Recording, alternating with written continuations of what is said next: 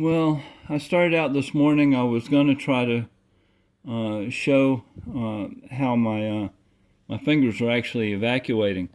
Um, I tried to make a video while I was still laying in bed. Somehow I don't know how it manages to change like that, but it does. But I'm going to try out here. Let's see. Let's see. The light is not good, and when I turn it this way, you can't see as good. But you see that ridge there. The finger is actually deflating. You can see the lumps under there. That's this white cell material that is now actually coming out and making new nail. There's a lot of it. The light is really terrible, and it's going to be a limited amount of what I can do. But you see that ridge. My fingers are dramatically deflating, and I had talked about at certain times, like if I pick out and things start to move around, there are days, and it varies, but there are days when I can push on that like that, and it won't reflate. You push on it from over here, and they'll push it out over here, and the dent will stay here. It won't reflate. And then I can come over here and I can push it from over here, and it'll push the dent to the other side, and the dent will stay there. It's not as dramatic right now, but you can see the white. That's dead cell material under my skin. It's the stuff that makes the nails, that the body makes the nails out of. And I have a tremendous backlog of it stashed in my body from the last 65 years when my nails were essentially frozen in place. And I show these pictures of people, and they have really nice looking nails, and they have a little bit of dead cuticle skin around here, and I say their nails are frozen in place. They're not completely frozen. There's such tremendous pressure that the nails are moving out. They're not moving out at the right speed. They're not using all the material that's being made in that day to make nail that comes out and gets clipped off. It's retarded. The movement of the nail out is slowed down by the surface tension of the cuticle on the nail. And you're just not getting all of the dead material off in a day that should be coming off in a day. And sometimes what you'll see is that a little grab and release marks. Let's see, you can pretty much see it on here.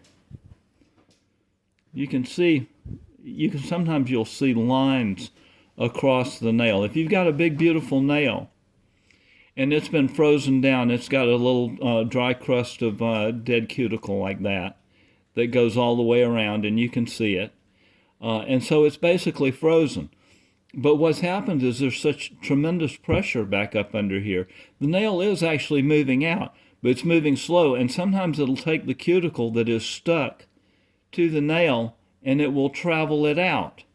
And it'll get out to here, and then all of a sudden it'll pop loose, and then maybe you wash your hands or something. The nail will pop loose, the cuticle will pop loose, and it'll go back to here. It'll leave a line in the nail right there, a little grab and release line. Sometimes there'll be 1, 2, 3, 4 of them in a row where you've done it over and over and over again.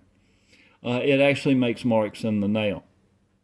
So when I say somebody's nails are frozen, they're not necessarily completely frozen, and that's part of what helps fool you, is because you're getting a little bit of nail out, and you can occasionally trim it.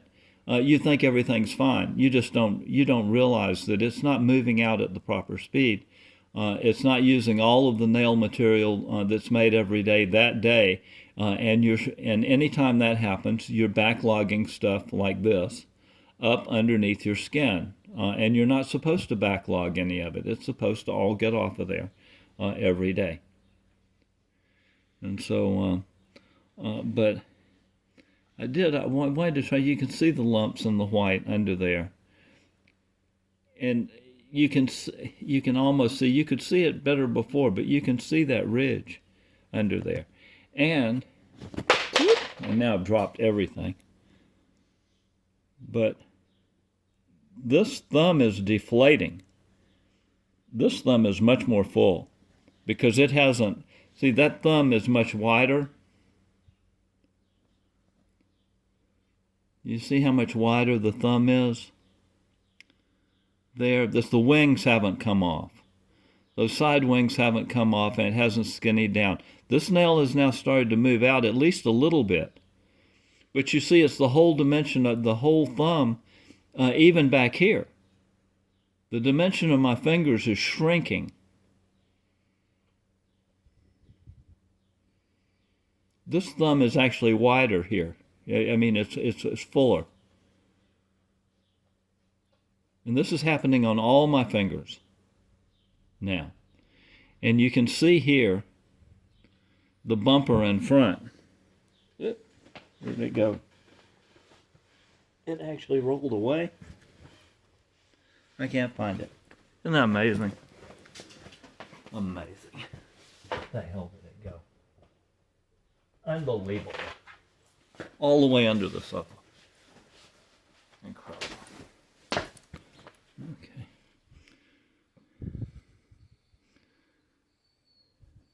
Once again, the light is pathetic. You can't see. If I go outside, you can see better, but then the reflections are distracting.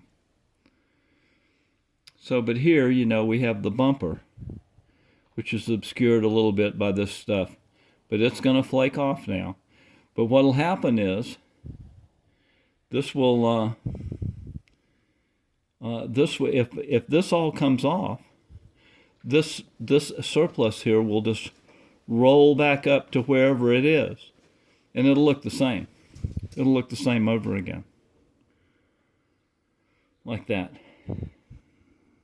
And you'll get that groove around. It goes all the way around there. It's like a furrow or a ditch that runs around. But it will move back up. It will just, as soon as this dead nail material is picked out, this whole bumper will roll right back up, right to it. That's going to keep happening until all of this is corrected. This is really miserable, the light. But I wish I could show better, but to a certain extent you can see the white. This is not good light for showing what I want to show. But you can see the lumpy quality, a little bit of it, the lumpy texture. It's because the white stuff is, some of it's actually getting out. My fingers were all white and all puffed up. And now the stuff is breaking up. You can see variation in it. We've got,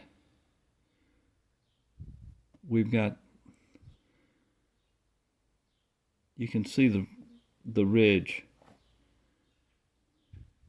You see that ridge line right there. That's actually showing you where the finger is deflating.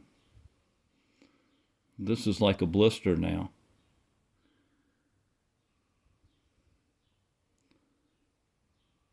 It's because the dimension of my fingers is actually shrinking. Somehow the body is taking this material back and shoving it out. So this is actually progress. You know what I mean? It's what I need. I need my other thumb to get thinned down like this, and this still has side wings on it. You can see that around there. That's that's kind of an overlay of old nail material. It runs all the way around in front and all the way back over here, and it's frozen in place. And this is a bubble of new nail material. But it hasn't yet been able to actually push out the way it's supposed to. It's actually pushed up over the level of the older nail because it comes out and it runs into it, and there's a surplus of material coming out and it bubbles up.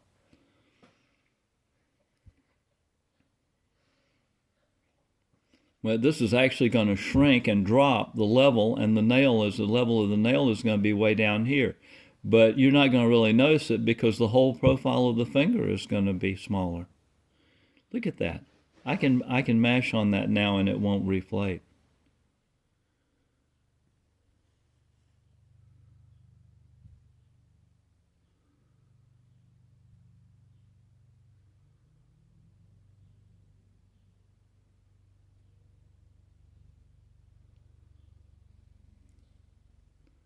People that have these puffy fingers, they don't realize, you just don't realize what's going on. So I'm not gonna, until I find a better situation for showing you that, you won't believe it. But I'll go ahead and pick out a little bit of stuff here. I have to do what I can do. And what I need to do is make sure that the nails stay loose. Okay? You see that? That's frozen back down now. Just basically overnight, you know, it comes back. I have a clear idea of what I'm doing here. Start anywhere. So that's laminated in up underneath the nail there. That's just dead skin.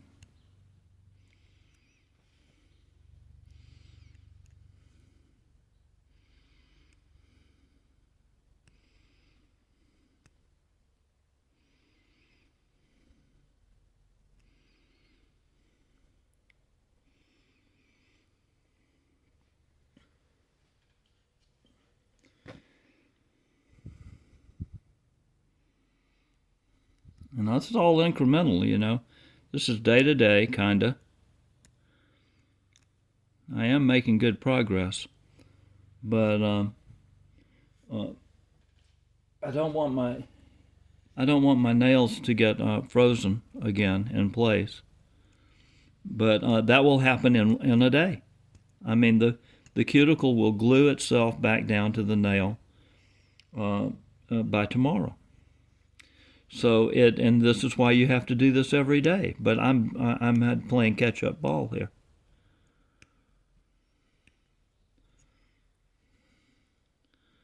I'm having to work myself really to death. But it's better than the alternative, which is to leave it like it was.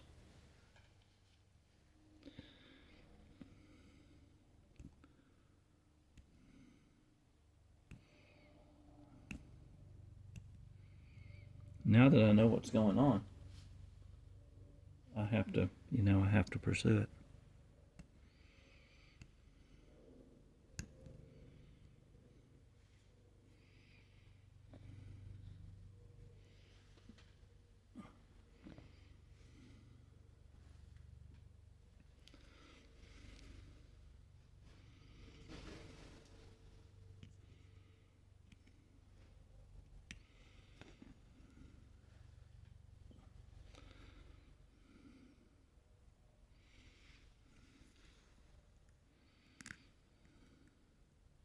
We're on the side of our objective here.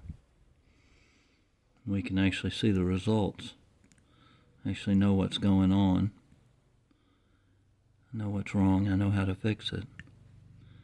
But you have to stay on the case now. Like Grant wired Lincoln, and he said he was down there in Virginia. He was chasing, he was following along behind Robert E. Lee, and he wired Lincoln, and he said, I believe I can bring him to bay if I pursue it. And Lincoln wired back, well, by all means, pursue it. And he meant by all means.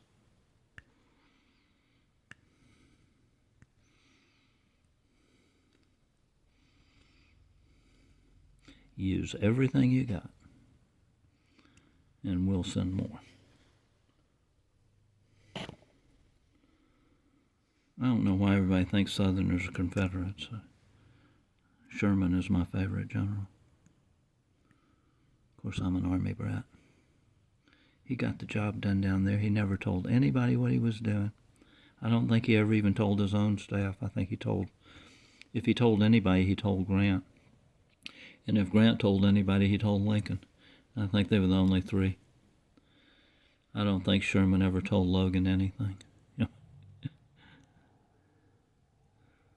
He knew what he was doing. They should have all known. It's obvious. It's textbook work for people who knew what they were doing, and they all went to West Point. They all knew what they were up to. They weren't doing anything. Sherman didn't do anything unusual in Atlanta. He cut off access from Augusta. He ringed the city 2/3 of the way around. He left them a way to get out, and then he drew his siege lines in, basically, tighter and tighter, until he had his lines within rifle range, or just outside of rifle range of the city works all the way around, from East Atlanta all the way back around to the Chattahoochee River. He knew exactly what he was doing, and he did it. They nearly lost it all when Hood nearly, it's amazing that Hood tried to pull that off and nearly succeeded. Just pulling off that, pulling those guys out of the line and sending them all the way back around to East Atlanta in the middle of the night. Fortunately, it was just too much of a move in unfamiliar territory. Those guys didn't know where they were just because they were Confederates. And the Confederates didn't have the good maps. The Union had the good maps. Sherman had a cartographer with him that drew every outhouse in North Georgia on the map. Everything of any significance at all got put on a map, and they got put on a map within 24 hours. Scouting reports came in, and it was a real army, not the ragtag, The South did a fairly good job, I guess, of fighting a rearguard guerrilla war, but they were fighting against my army. They didn't have a chance.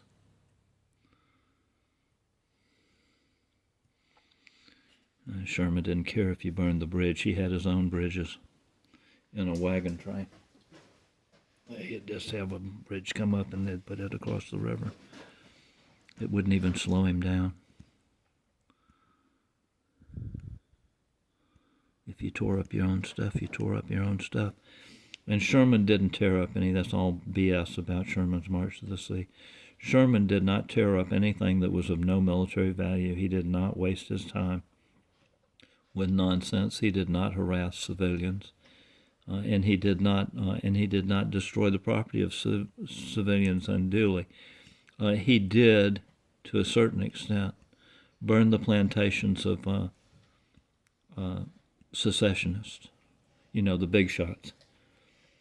If he had stumbled over, and they all had like 2 or 3 plantations, but if he had come up on a plantation and somebody had said, that's Jefferson Davis's plantation over there, he would have said, well, by all means, go burn it. Don't leave it sitting there. But ordinary people were pretty much immune.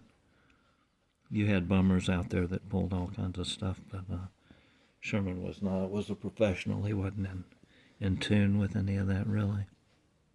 It certainly wasn't done on his orders. He did want to make them howl. He said that specifically, but he didn't do much more than take their hams and chickens,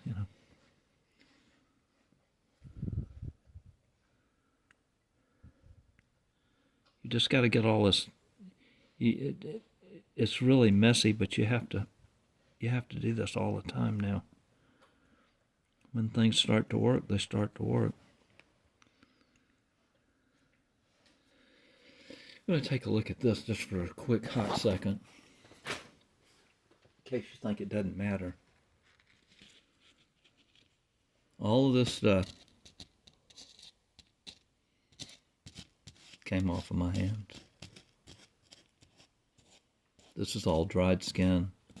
It had a lot more volume when it was viscous, when it was hydrated. Every bit of it was buildup that was on my fingers. It has been there for over half a century. And it's been impeding, it's been keeping the waste from, I've been keeping the waste stashed on my body, and instead of getting rid of it, it's not good.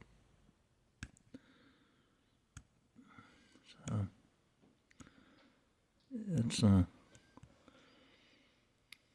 to a certain extent, it's like trying to lose 300 pounds, you know.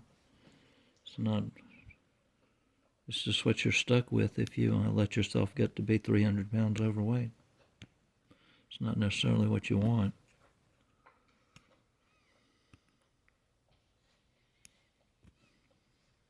You just going to sit over there and lick obsessively, Clyde? What's up, buddy?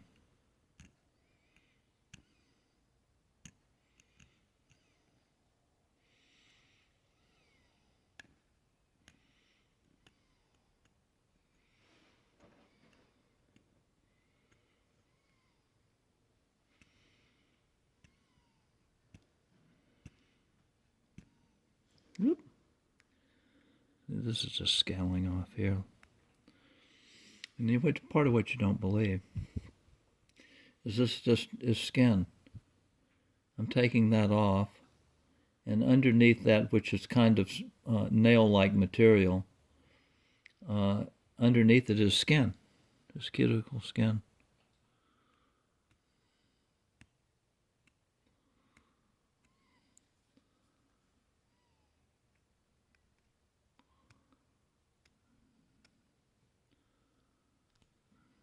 But it's okay because I know what's going on.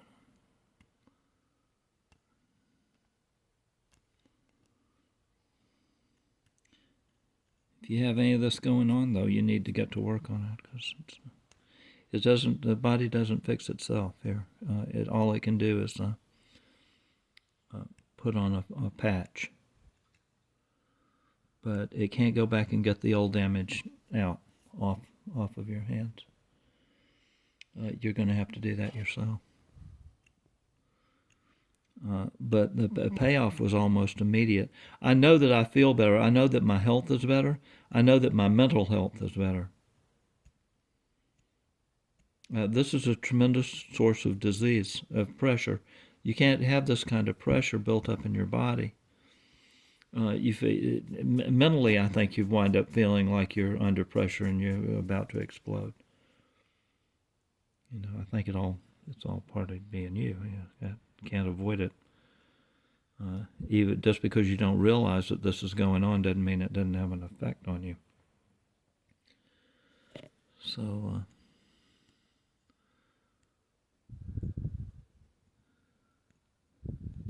I look back now at what my fingers were like before, and I look at these people I see out on the street, and I realize that this is the kind of tremendous distress they're in, and a lot of them, don't actually realize it.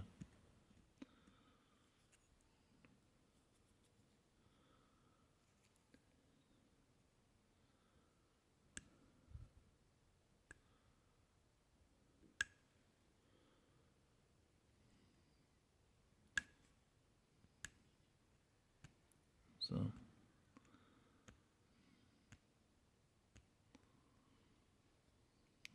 that actually runs, right up underneath the nail.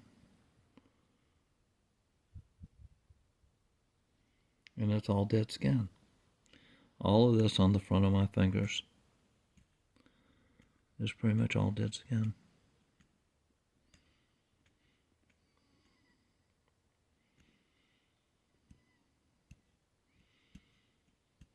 So the dead skin on top is coming off. I'm scaling it off.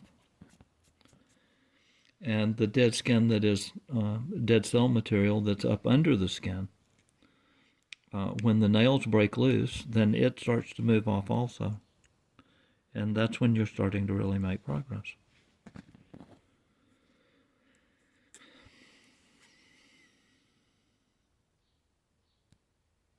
Look at that.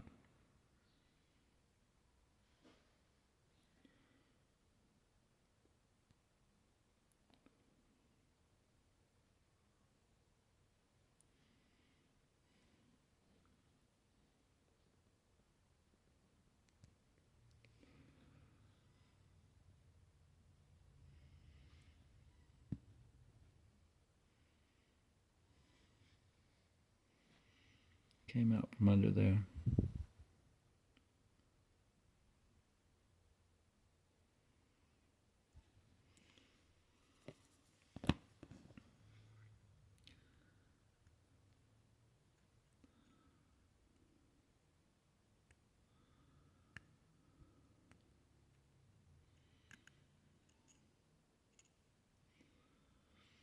Yeah, I put a lot of effort into these videos. It's not something I actually need to do for me. And I've actually gotten no comments at all, really.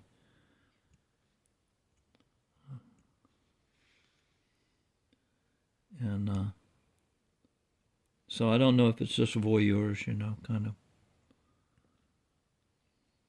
on the flyby.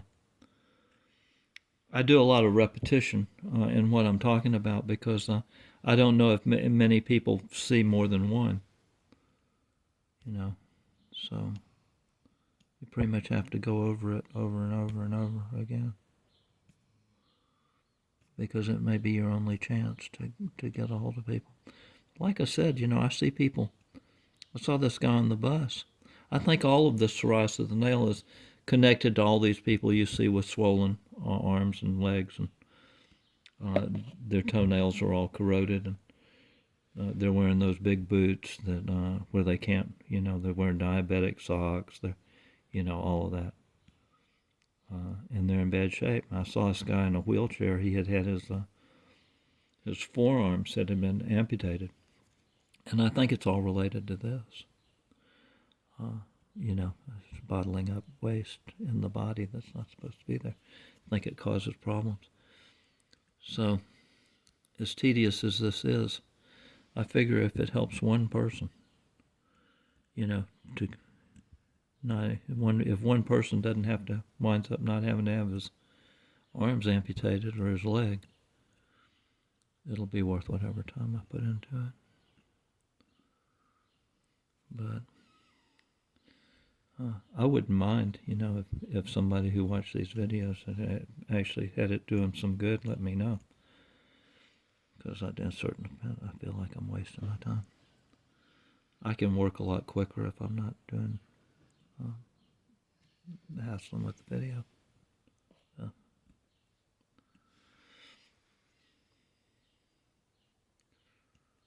Yeah.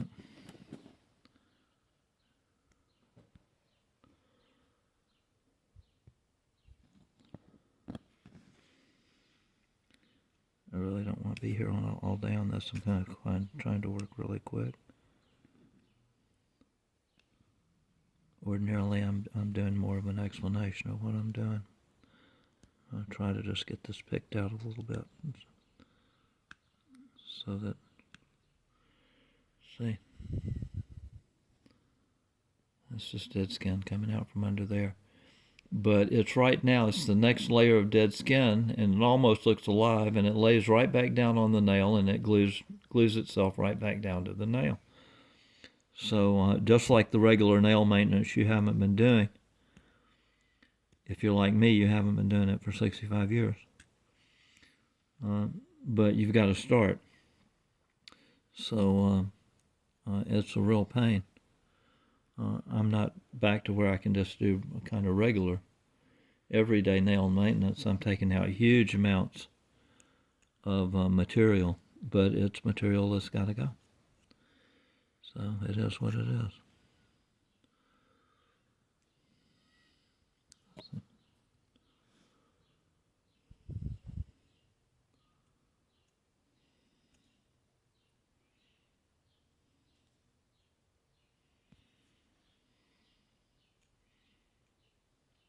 I can't believe, I get like 2 views on some of my videos.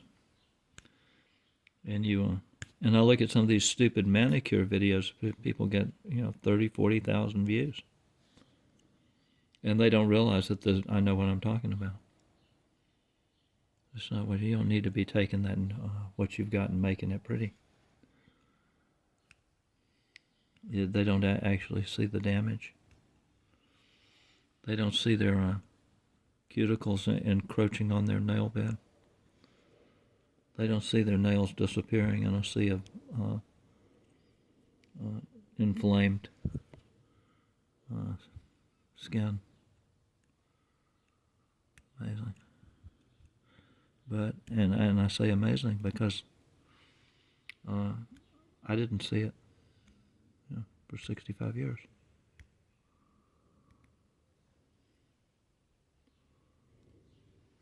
This is the Rest in Roses view. This is all the nail maintenance I didn't do. every day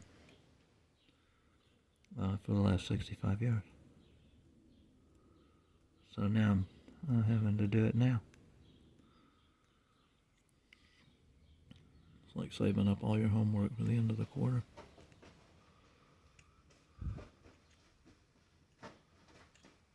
Doing it all at once.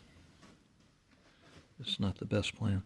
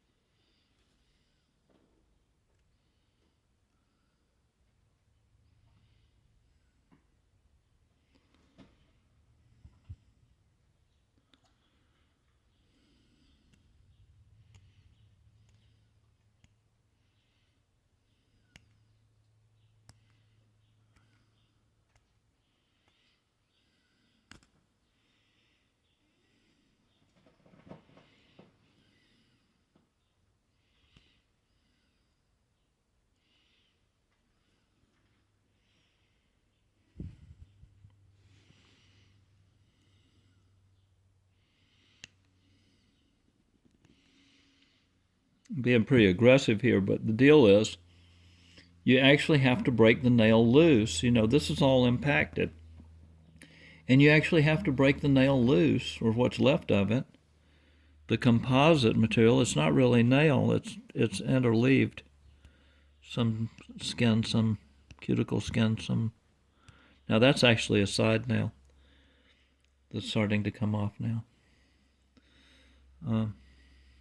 But you've actually, you know, the old material has actually got to go away, and the old nail actually has to be broken loose so it can travel out the way it never did, the way it's, instead of getting buried in skin and just laminated in there, you actually have to dig it out.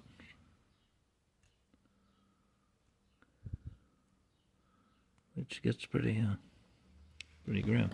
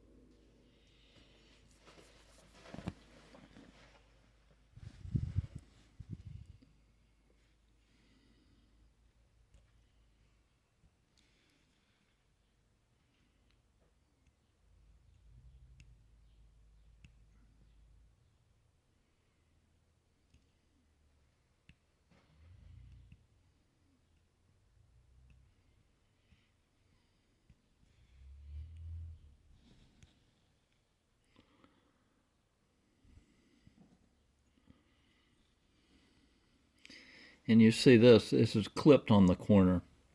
Anytime you see it stretched like that across the corner, the cuticle skin has overwhelmed the back corner of the nail and has straightened it out. And sometimes it'll actually cut a groove in the nail on that line. You can see it when the nail starts to move out. You finally get it broken loose. You start to see how that thing really worked. Ouch. That hurt.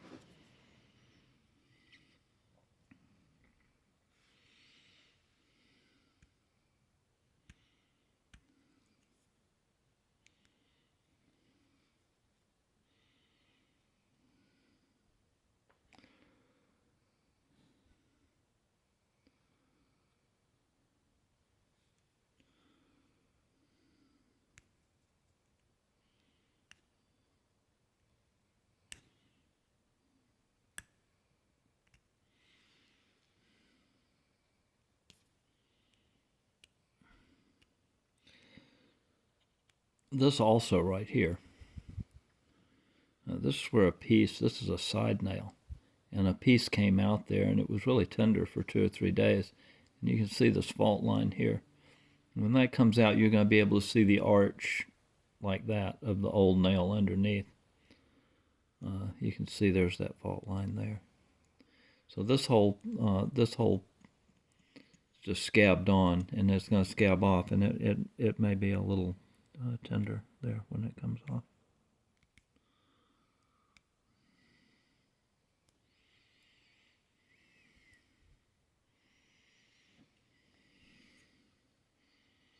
So that broke loose right there. See, that had been frozen solid for no telling how long, years and years. So that's part of all of what's going on here.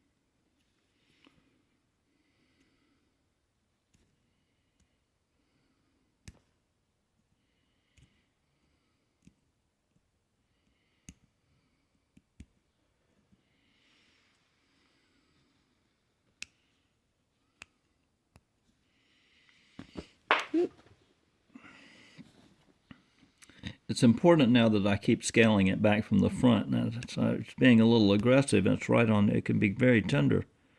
You just do a little bit too much, and you'll be sorry. But actually, it wants to come back and back and back to the next line, next defensible line.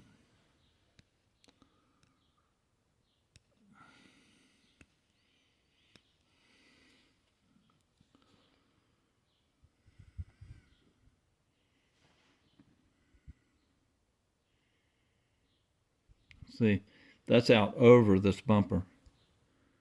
See, there wants to be that little ditch, that indent that runs all the way around there, and this is all out over it, and it's encrusted. So actually all of that needs to come off. And then the skin will be able to you can peel it down this way, because all of this is dead skin on the front of the finger. It's being protected by the nail that's grown out over it. That's why it doesn't come unraveled and start to come off.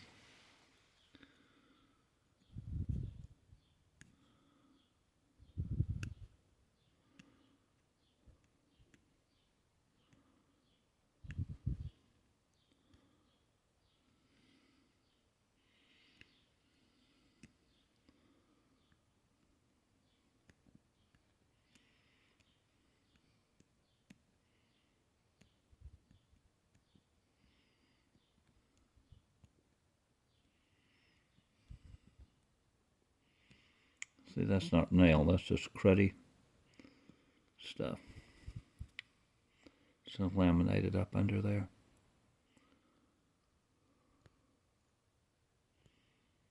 Cuticle skin or whatever. Some of it can actually be just dirt and stuff that was there when the when the skin from nail formed over it. all the stuff you weren't getting off because you weren't doing regular nail maintenance and cleaning and so forth. You see people that have underneath the nail, you can see a dirt line. Like their fingers are actually dirty when the cuticle skin and nail formed over it.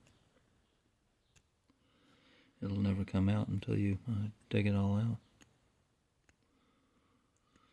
Part of why I realized there was something was going on is that I had this brown cast around underneath the nail, and I would take the point. That's the first one I first started using the X-Acto blade, and I would go around and I would scrape it, and the white, the crescent white shape on the front of my nail would get bigger and bigger and bigger and bigger, but somehow it didn't occur to me that it wasn't actually stuck.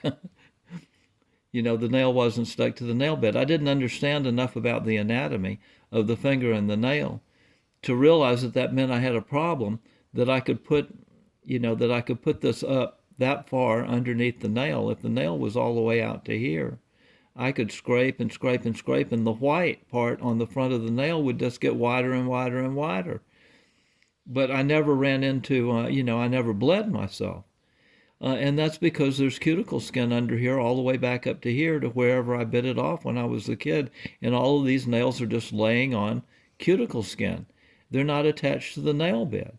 And I could make the white stripe on the front of my fingers that long, that wide. Just by scraping and scraping and scraping, I was trying to scrape that dirt out from underneath it, that brown line. Eventually, I figured something out. It took a while. It really did. It's not supposed to be that way. Your nail is supposed to be stuck. Is actually supposed to be in contact with the nail bed, which is all the way out here somewhere, underneath this flubber bumper that's rolled up over it. And then the white part is where the nail actually comes off the nail bed. But if your nail is not attached to the nail bed all the way back to here, you could actually get a blade under there and separate that out and make your front of your nail white all the way back to here. And that's what you see. You see some of these people that have this, has color to it right here, and the whole rest of the nail is white. That's because it's not in contact with anything. It's like a delaminated nail, or a nail that's been damaged and broken loose from the nail bed. They just don't realize what it is, what they've got.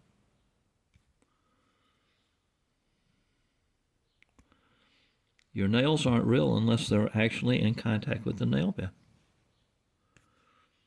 They're just appliques. They're just fake nails. You might as well take a piece of plastic, just glue it over all this accumulated trash, because that's the way it is anyway.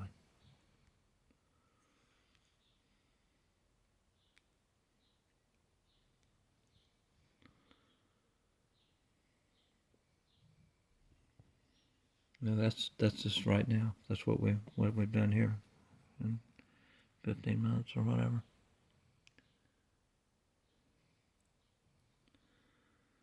So I'll wash my hands and clean this up. This is broken loose a little bit, And there's going to be more tomorrow. You don't have to do it all until it's all gone. There's going to be more to do.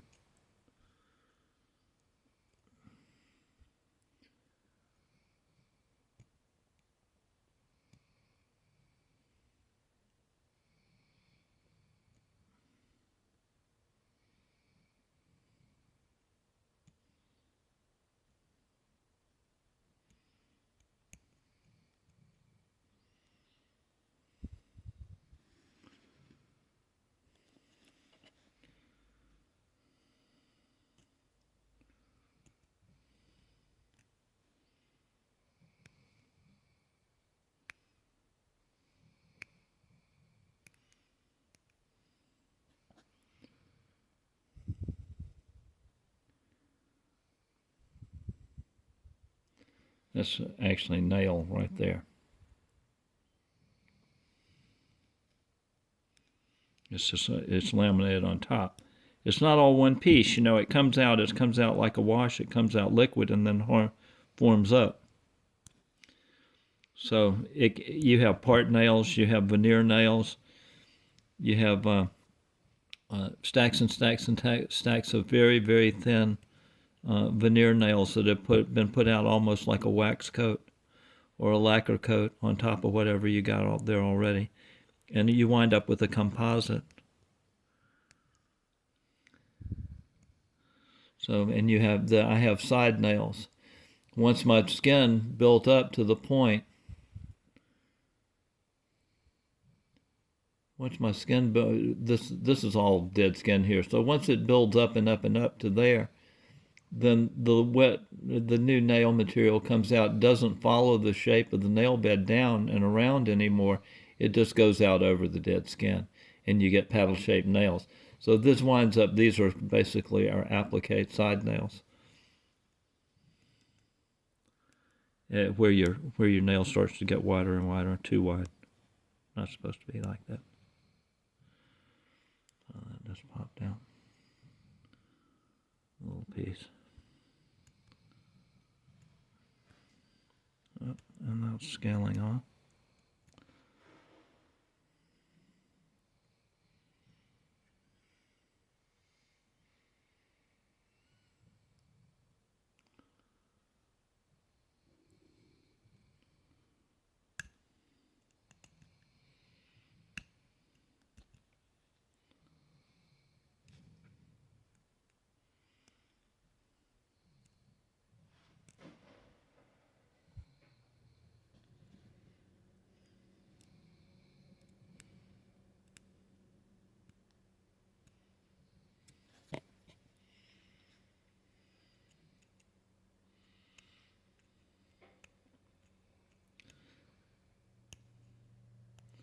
These nails are bogus, probably all the way back to here. However far I had my nail bit off when I was a kid. They're sitting on skin, so they're going to go away, and I absolutely have to scale off the nail in front so that the skin, the cuticle skin underneath it, will start to erode away. It's all got to go away.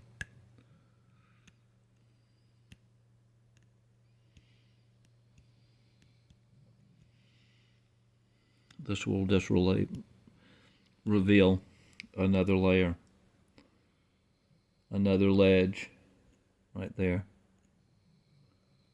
that will look in certain times like everything's sitting on it. But it's actually this whole dimension from here out to here. This is all buildup. And this you can start to see the cord of cuticle that runs around and round and round. It's all buildup. It's all impaction when it gets all built up like that. And it all has to go away because it's not living skin. It's not supposed to be there. It's just callus.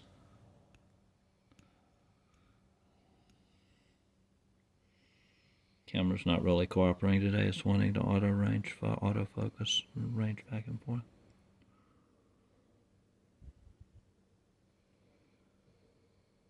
See, but all of this, like this, was out to here just a few minutes ago, and it was covering up this, and this is skin. But it's not nail bed. It's dead skin.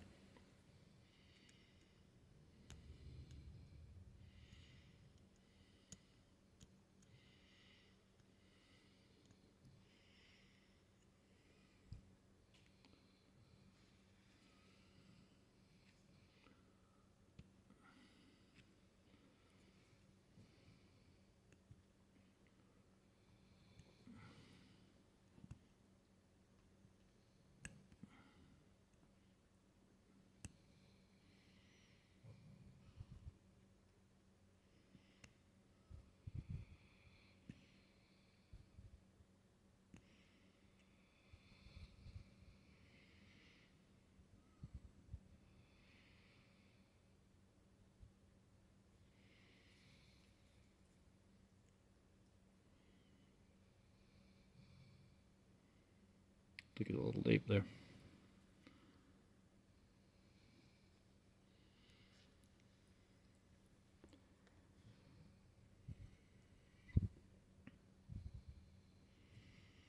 You see, all that's got to be.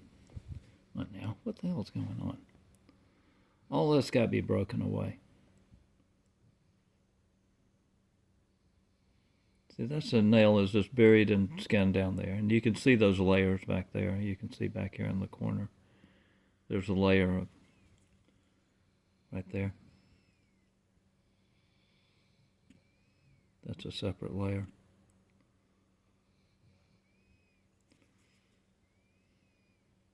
And it has to be broken. It's laminated right to the nail.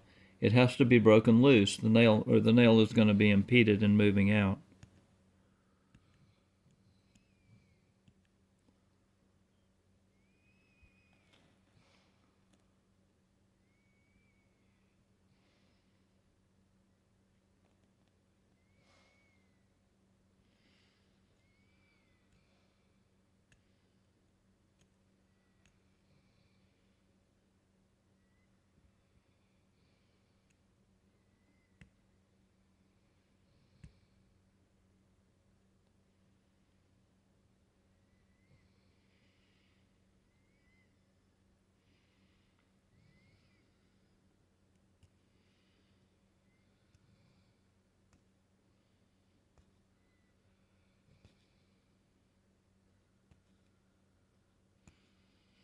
And that's not broken loose. See, that's still all just buried and laminated in. It will, though. It will break loose. Those are separate layers there.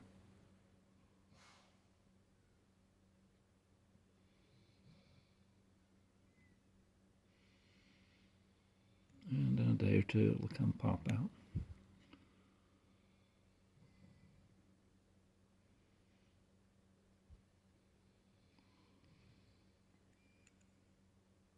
That's skin, so it will come this way. See?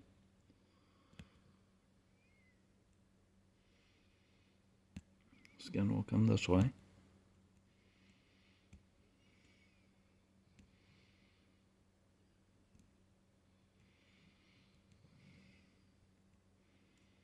And nail will go that way.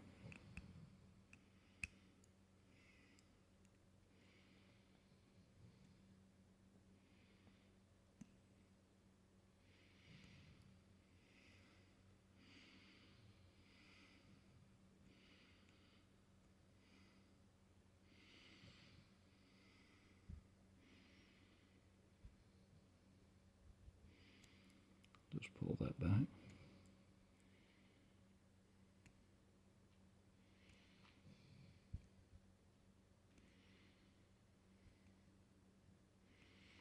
See, and I know that looks gory, but that's actually just dead skin.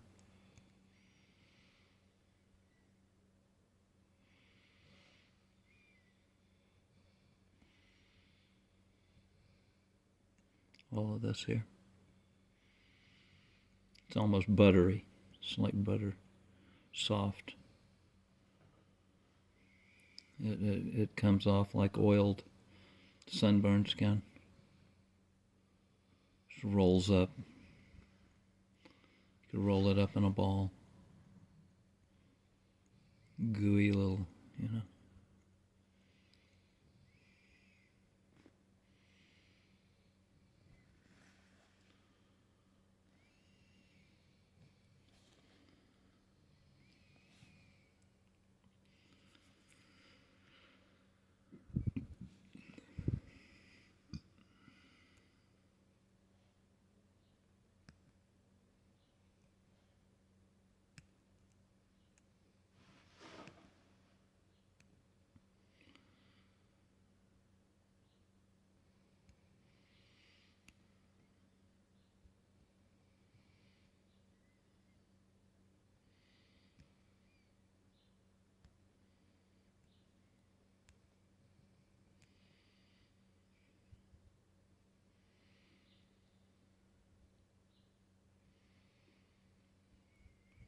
Hard crust in the corner. It gets doubly impacted in the corners where it folds around because it's building up and building up. And so when you're pulling out from under there, it can be incredibly tight.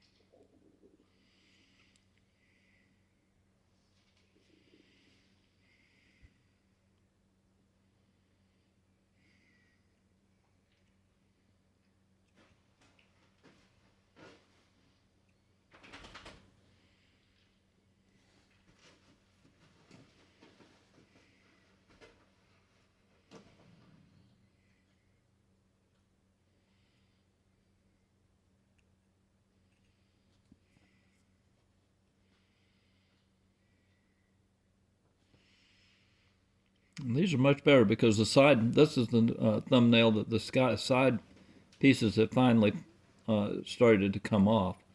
And it's much narrower than that nail. The side wings are still on this nail. And once that top piece comes off, then the side nails are under there, actually.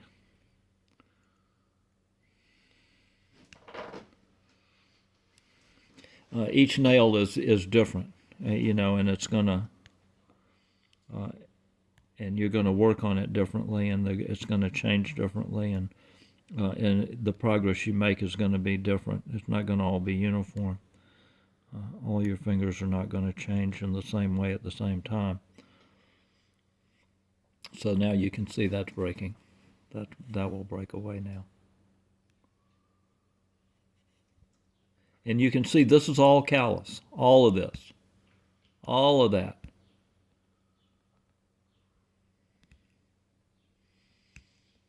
See, that's not living tissue.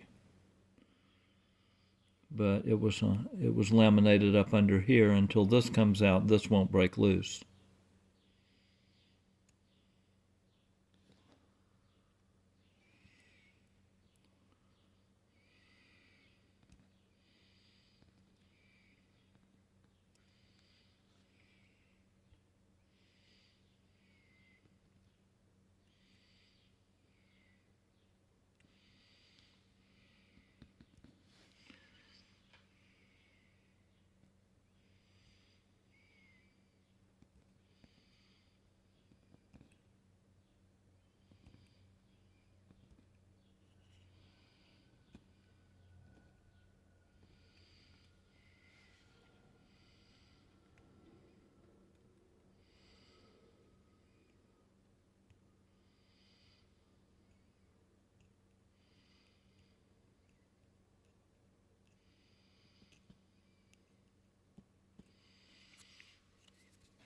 Unless you gouge yourself, all of your discomfort in this actually comes from pressure.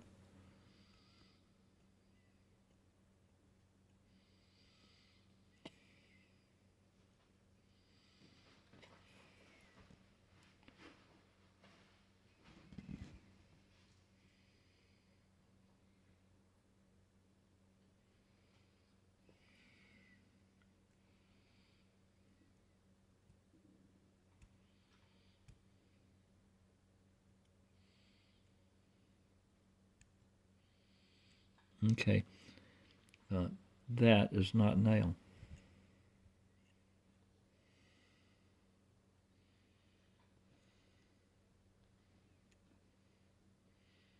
It may have wanted to be nail and just never had a chance to form before another top nail came out and formed over it. So it never firmed up. But some of this is like, it's all nail material. It doesn't make any difference. This is dead cell material underneath here is what makes the nail. So it's a full scale of spectrum. It can be liquid. It can be hard. and it can be anything in between. And if it's only partly formed under there, it forms when the nail hardens up and it's in contact with the air. So if it comes out and it's only partially formed and more nail material comes out and forms over it and it hardens up, the stuff underneath may never harden up.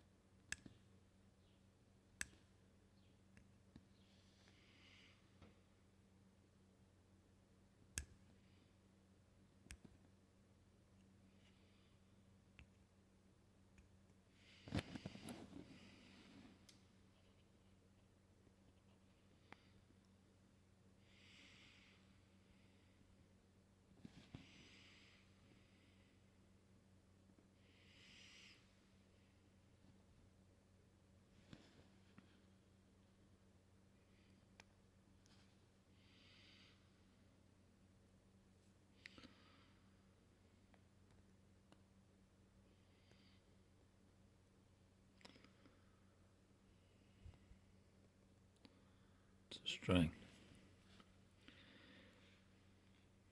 pulled out of there. And this is another layer now that's coming out. We'll pull all the way over to here, but it won't because it's too thin and I'm not going to pull it all the way out. You can see it pulling up at the edge there. Yeah, I got that little piece.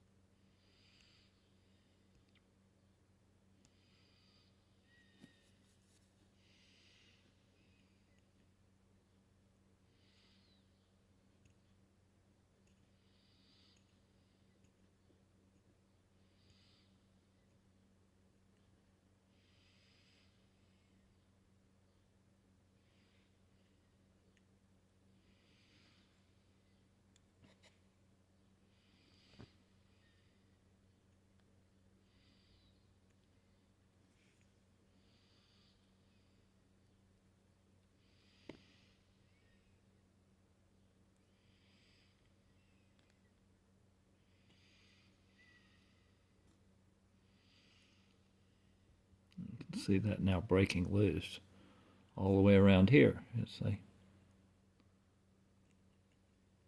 Under here, this line, that relief line, and this is just a cord of dead callus, cuticle, all of it, and however much is built up on the back is the same on the sides as the same on the front. It's all continuous, one piece around. And there are gazillions of them, one on top of the other.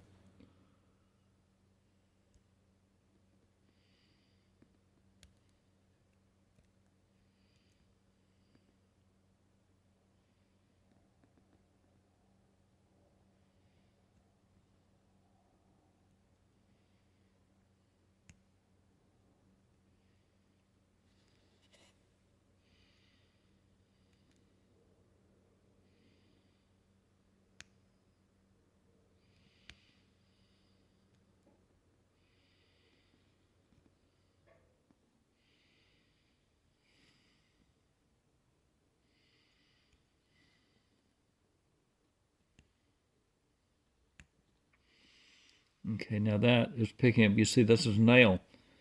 This is nail that came out and flowed out liquid over this underlying nail and formed up. And that's it coming out in a flake.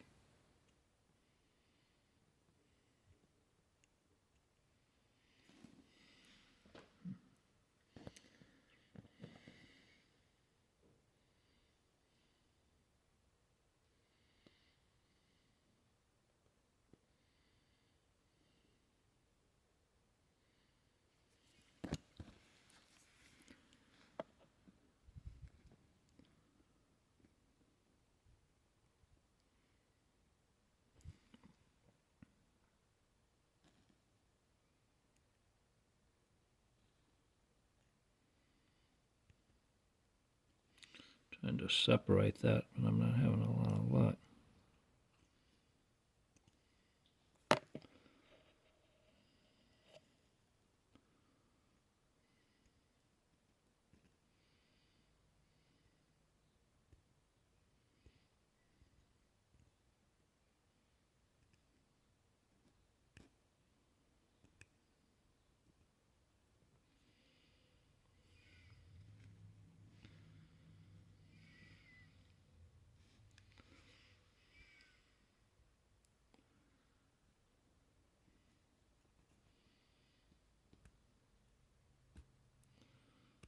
I really have not been in the practice of trying to scale off top nail like that. I'm preferring to just let it come off on its own. But I can see that this, this wants to all come off all the way around.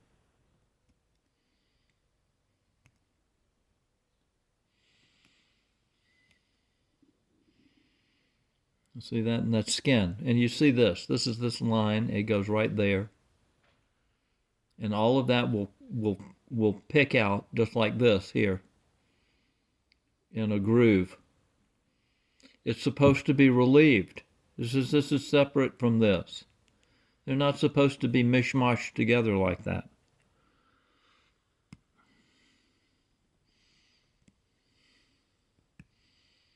The nails should be definitely separate.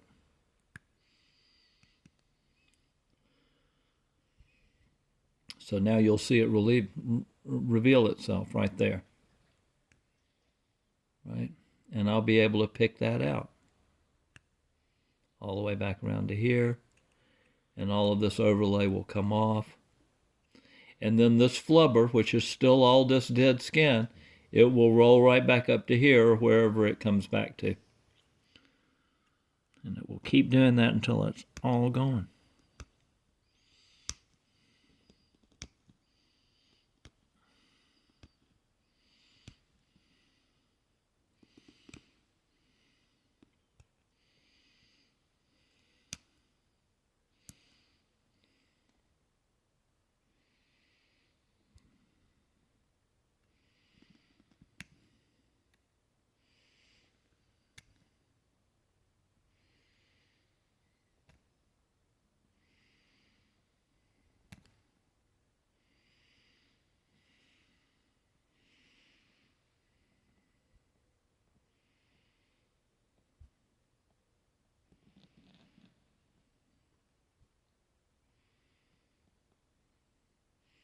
And you'll see the bumper.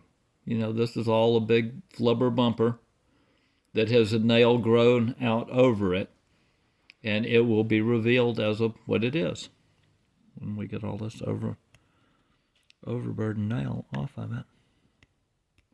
And then it will have to go away because it's dead. It's dead skin.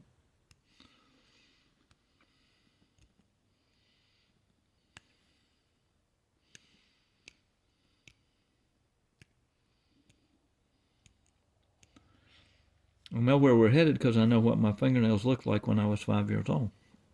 I'm not going to have any nails left when I'm done. We're going to have to start over from scratch.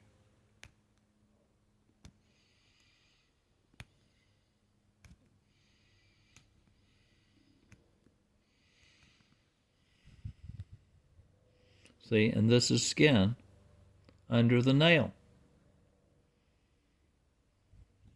It's part of that. This. It's part of this, not this.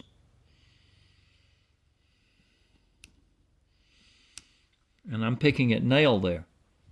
That's nail, but what's underneath it and immediately underneath it is skin.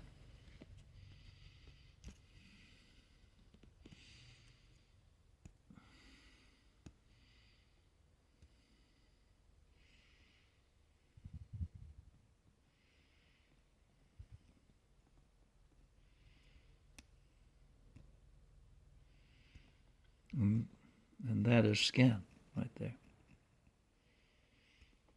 That's skin.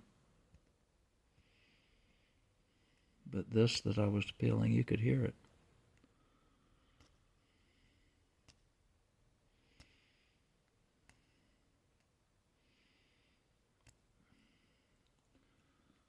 You can actually hear the difference between nail and skin when you're picking at it.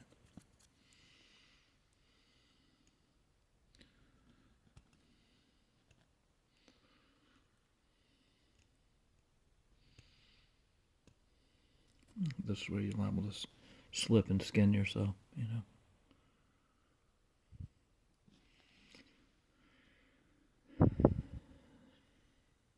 So you see that all will come out, and it's all that groove. See, this is all filled in. You know, there was a time when this bumper was there, and the nail wasn't, because it had been bitten all the way back to here, or to wherever I had it bitten off to when I was a kid. And that's fixing to be revealed again for the first time in 65, 68, 69 years. Okay? And the bumper is going to show all the way around there. That groove is going to go all the way around. And it's just going to roll right back up to there, where it's going to be the same as it was when I was 5 years old.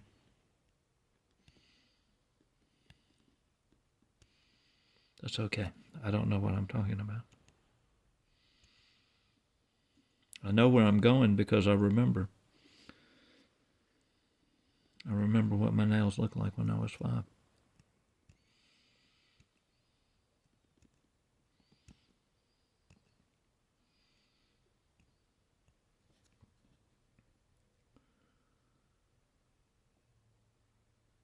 See, we're about to break through into some softer tissue there if I'm not careful. It's a little further back, and this is, you know, but that's a groove under there, and it's all filled with, laminated in with a mishmash of stuff.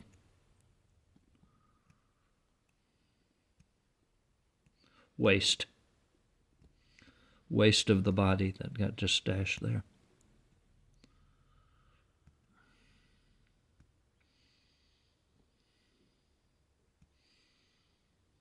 Let's see if I can get that to pop out.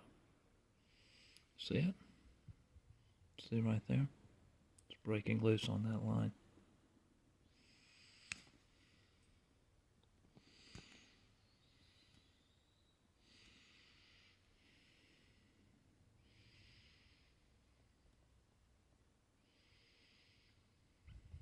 Trying to separate the layer back, this crud from this crud. It's all crud, all waste. It's the same, it's all made out of the same stuff. It's all dead skin or dead cell material, one thing or the other. It's all waste of the body. It just takes different forms. It's like I say in some of these videos, you know, the nails are actually just nice looking scabs. Hopefully they're nice looking. But they're made the same way that a scab is made, and made out of the same stuff.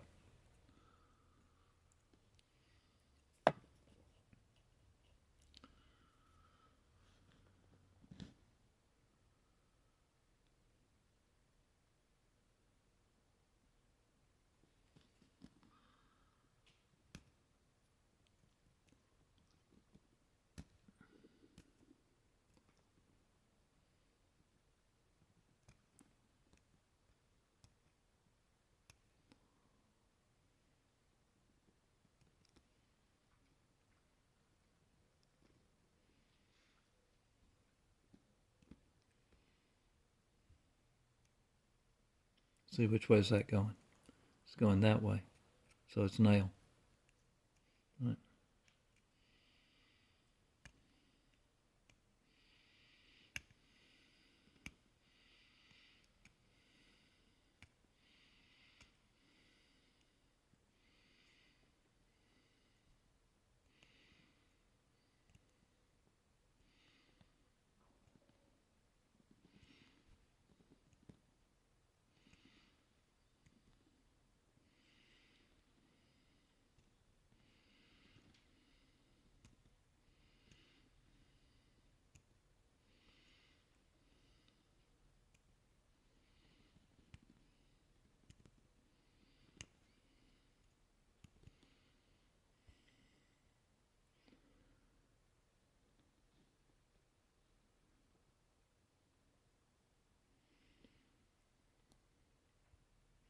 And what you should be paying attention to is the lamination there.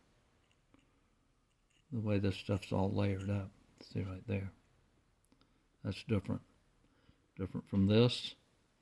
So the cuticle skin out here. And this underneath it, and this underneath that.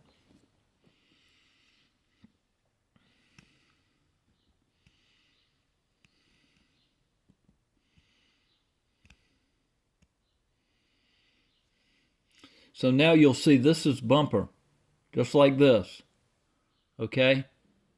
Whatever scrum it's got on top of it still will flake off. But this is now skin. There's not nail. That's not nail. And what will happen is when all this nail right here, fragments, a little scrum that's left of this nail, when all of this comes out, this bumper will roll right back up.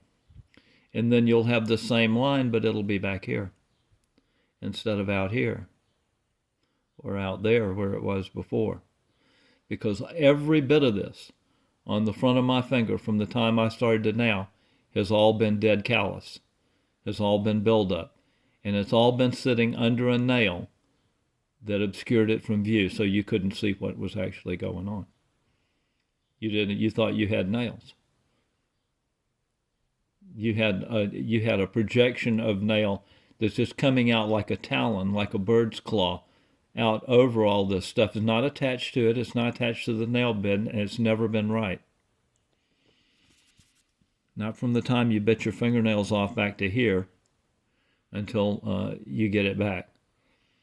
It's not right. You know, it's just the nails floating in air are not really nails.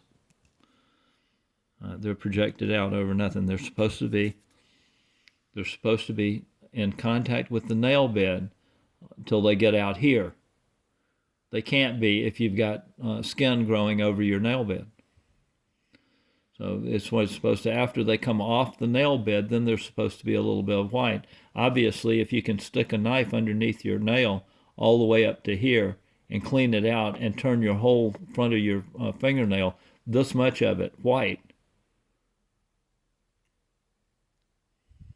that's wrong. If you go back and look at that video I made of other people's fingers, all the where they're obviously not in contact with the nail bed. That's what people mistake for whatever they call it, psoriasis of the nail. Actually, all of those weird things you see, they aren't all different. They're all the same thing. They're all the result of nails that are grown out in thin air over a bunch of pile of garbage, and they're not in contact with the nail bed. That's why they have streaks of white that run back and forth and all around. It's because they're detached, not detached from the nail bed. They're not anywhere near the nail bed. But that's why it looks when you have a nail that gets damaged. If you slam your finger or your toenail into something and it detaches, then it will turn white like that. You know, it's like a bubble. It's like preparing a microscope slide. You know, you put the drop down on the slide, and then you put the cover thing on it, and it flattens it out. If you start to pick it up, then you'll see it changes. So that's why when you look at these nails, that they're pressed down against the scrum underneath here. If they're mashed down tight to it, they don't show white. But if they're lifted up and you have a space, an airspace under there, or they're not firmly pressed together, then it will make that you can have your nail that's all the way out here, and you can have dead skin that's all the way out here also, and it'll be white and streaked back in an irregular way. That's just showing that it's not attached to a nail bed, and it's not pressed down firmly to this whatever's underneath it. I don't know what I'm talking about. Talk to your doctor.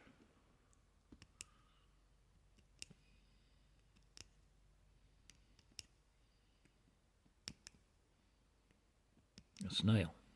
That's nail. See, that's nail. This isn't over here. This is skin.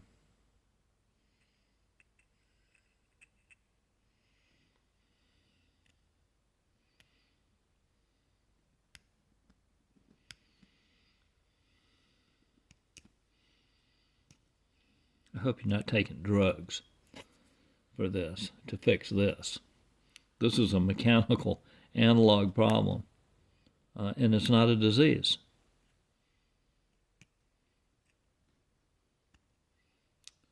Psoriasis of the nails is not a disease. It's a symptom of bad nail maintenance. It's the result of not taking proper care of your fingernails below these many years. It's the accumulated damage. And you just don't notice until the nails either delaminate badly or just start to disintegrate because they're old and frozen in place. Nails, like I've said over and over in these videos, nails are very durable. The top coat that's exposed to the air, it's extremely hard. It's like a varnish coat. But they're not permanent. They're durable, not permanent. They're intended to move off and get clipped off and to be constantly replenished and replaced with new material. If you let a nail get frozen in place and it just sits there for eons, eventually it erodes. Eventually it starts to erode and disintegrate. And then you think, oh, I've got psoriasis of the nail. And then when the nail breaks up and you get into this stuff that's underneath it that's much softer, and it just starts to disintegrate and go crazy and fall apart in wild ways that you can't even possibly imagine what's going on, then you doubly freak out. You go, oh no.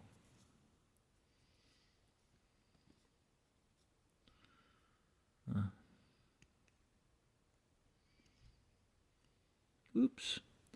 So that's getting right down there to it now.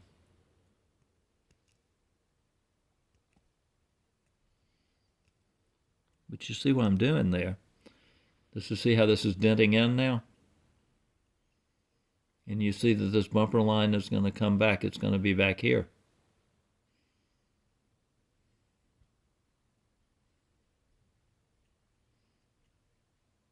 And all of this flubber is going to roll right up. You can see it wrinkling now.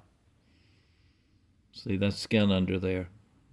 If that was nail, it wouldn't be stretching and flexing like that, would it?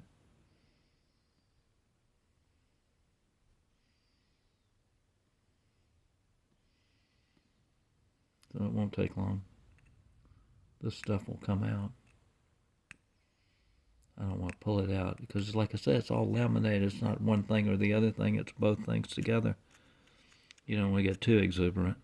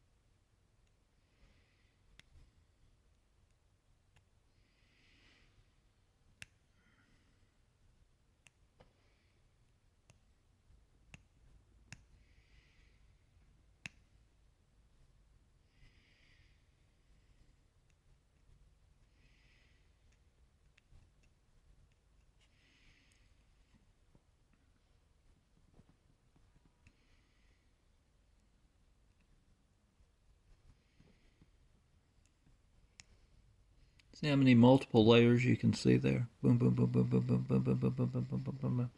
Layers of skin. Layers of dead cuticle skin that were built up and up and up. And now they're breaking back and back and back.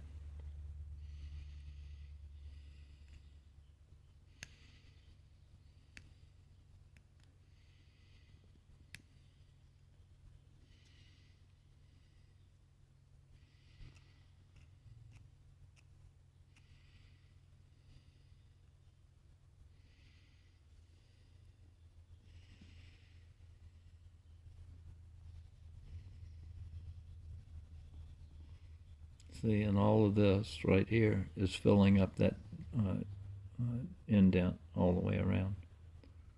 It's not ready to come out yet.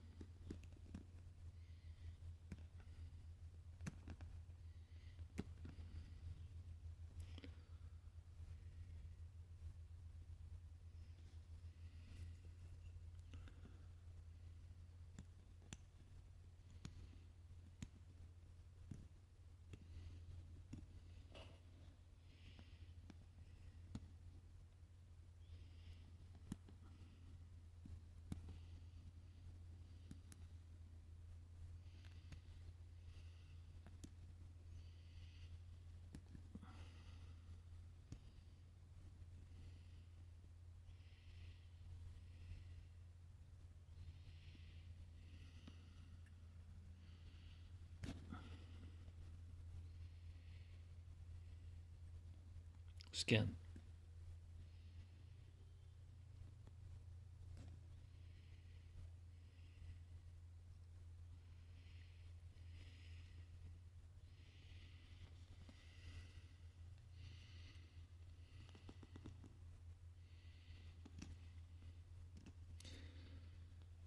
Skin up underneath the nail where it's not supposed to be. Ouch.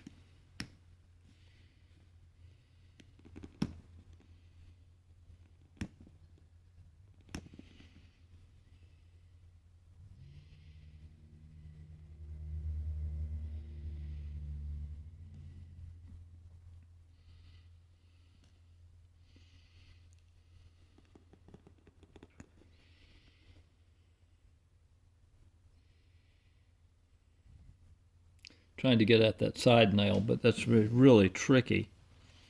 This is where you're liable to gouge yourself really badly,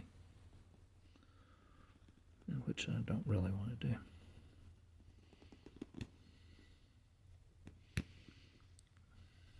It's like drawing a knife toward you. It's exactly what you're doing. Instead of working it away, which is the approved technique.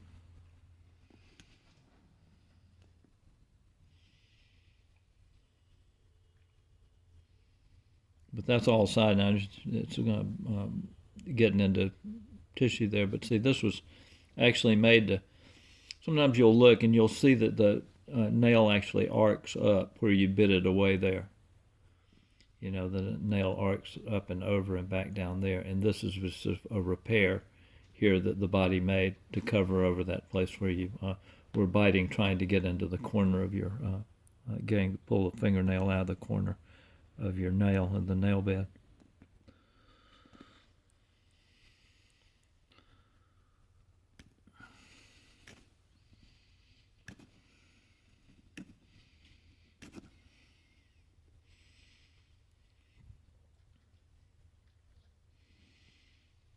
But that side nail absolutely it's time for it to come off now. It's come off on the other side, on the other thumb. And it needs to come off over here for me to make progress. This thumbnail is still largely frozen in place.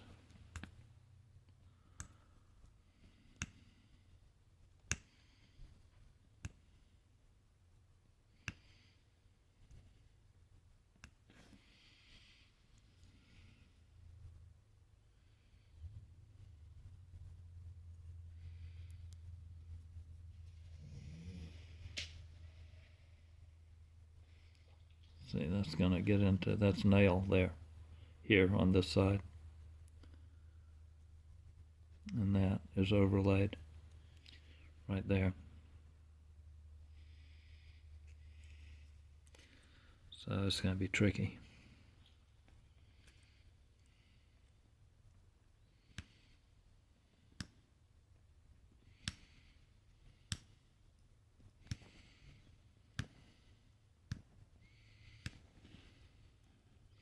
If you're not careful, it'll run too deep.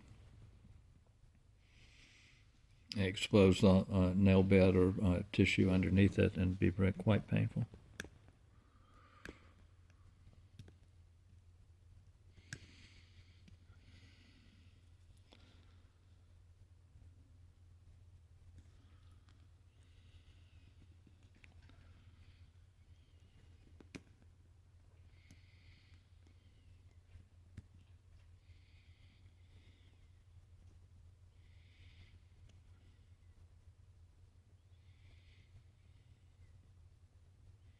Skin.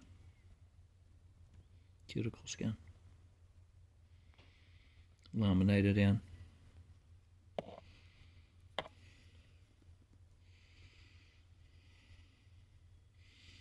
And underneath that nail flake.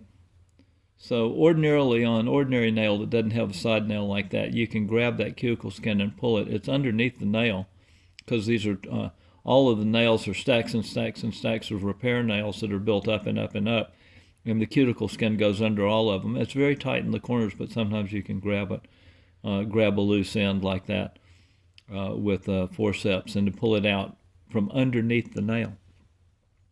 It relieves a lot of pressure in that corner, and you do that enough and you start to actually feel better. Your overall health is better.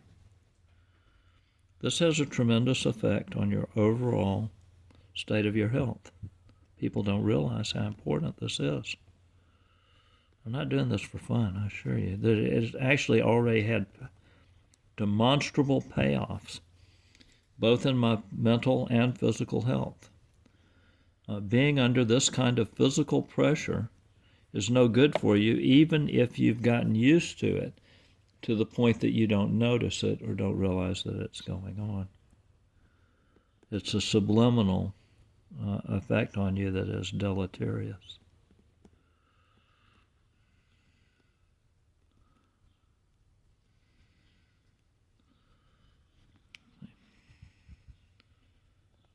This is dead skin.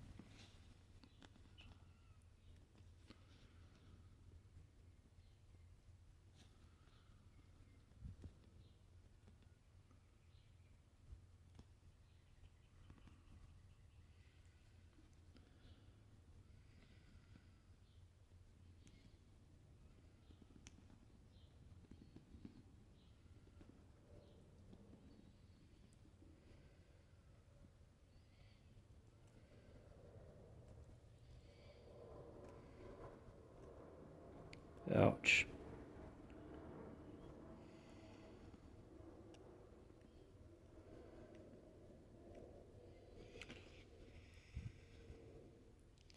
There's something weird going on back here, you know.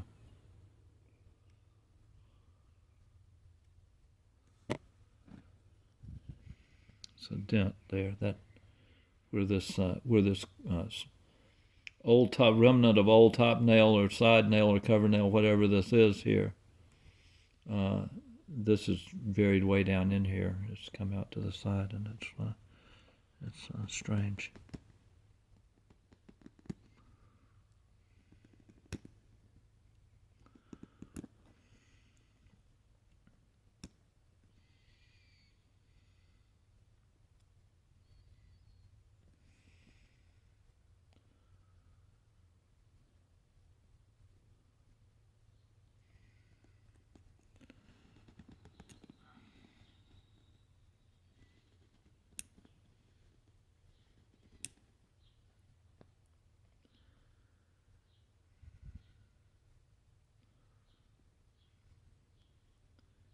And that is nail.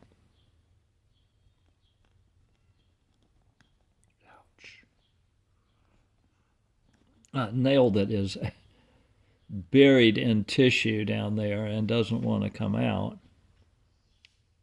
It's laminated in by dead skin and tissue. And it might bleed when it comes out, but that's got to come out.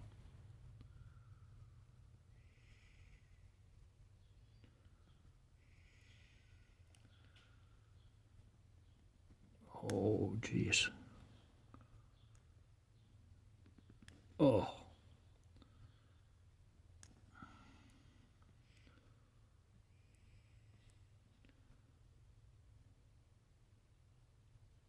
See, that's a big hunk of nail. It's still buried on the side.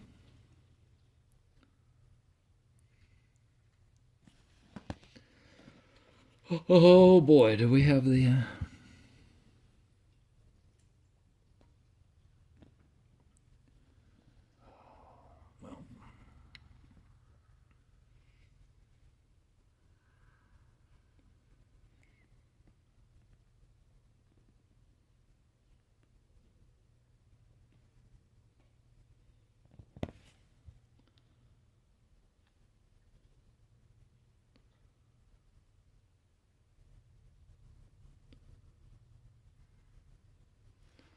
So this will be the same thing. When this comes out, then we'll have a bumper, that's exposed.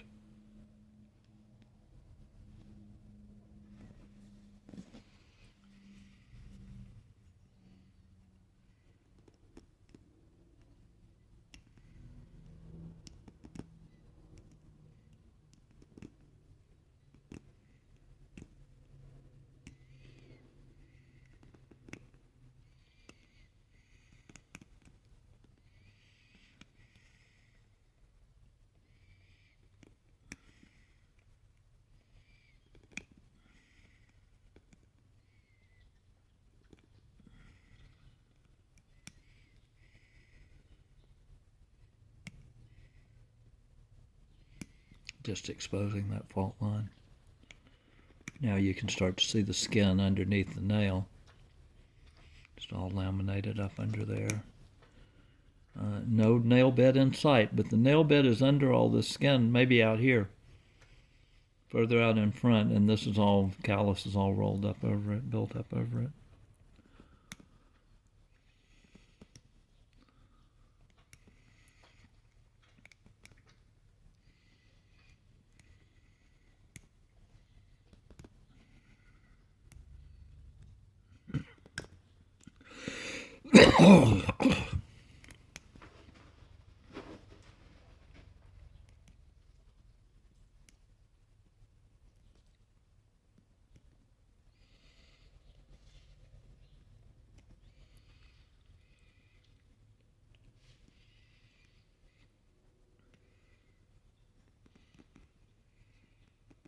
Ouch.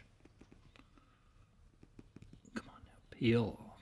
That's it. Come on now. Don't hurt me. Ouch.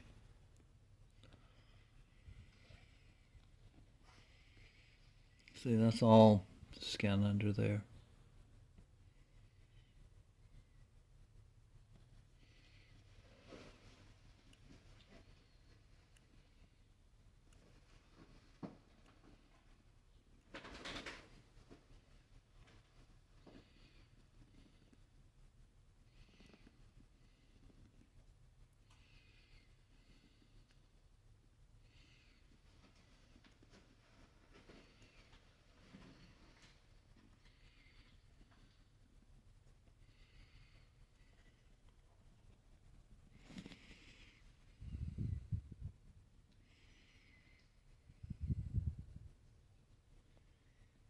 You see those layers there too, separated.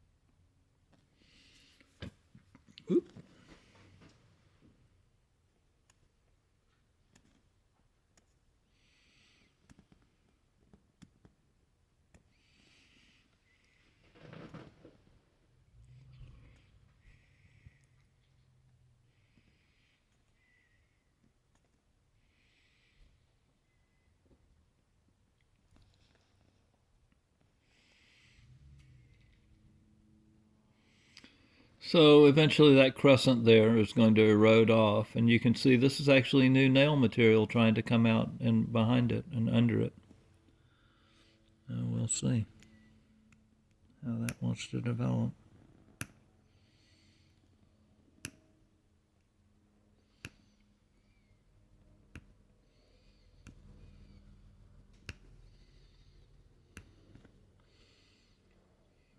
Exuberant, I want to get on that.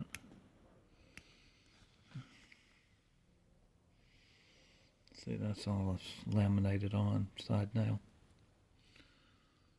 This can be pretty tricky.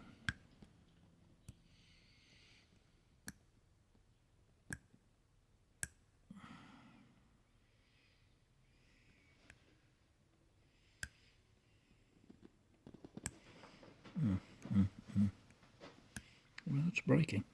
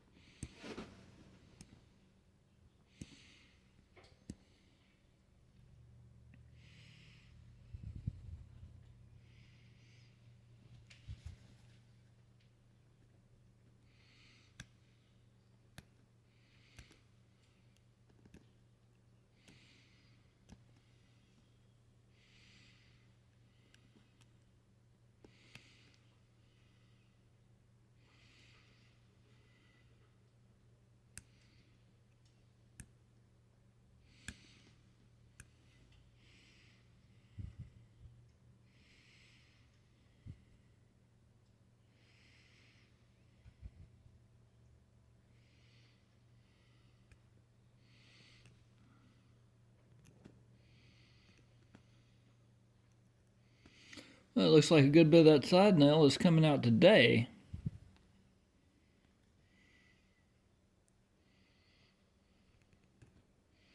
A need for this nail to thin down, get narrower. It's too wide and it's frozen in there.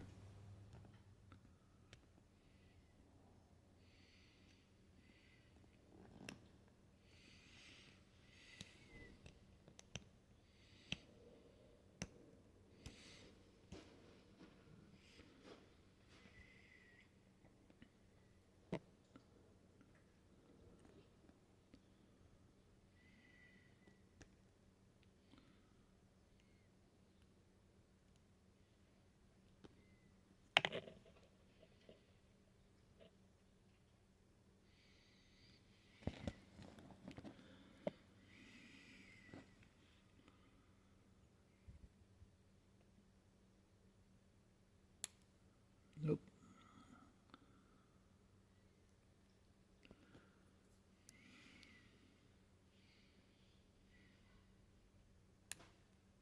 Nope.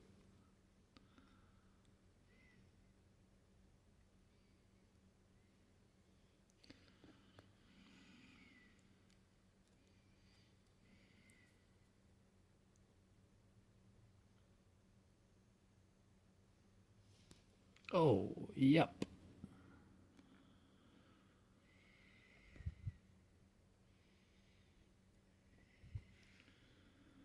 Oh, well.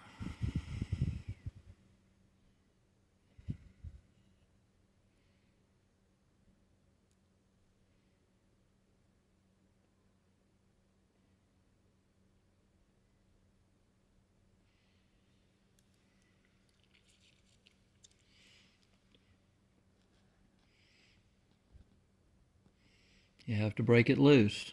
You know, it's laminated in there. It's back and forth. It's become a undifferentiated blob of dead cell material in various different configurations. Some nail, some skin, some callus. You know, it's but you want a clear separation between the nail and the skin.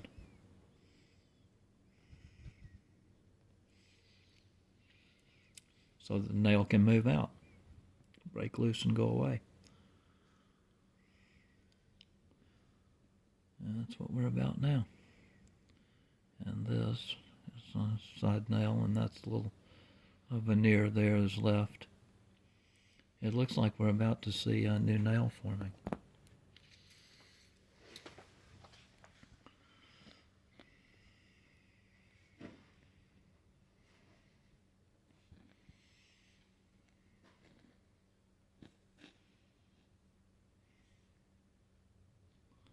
What does that?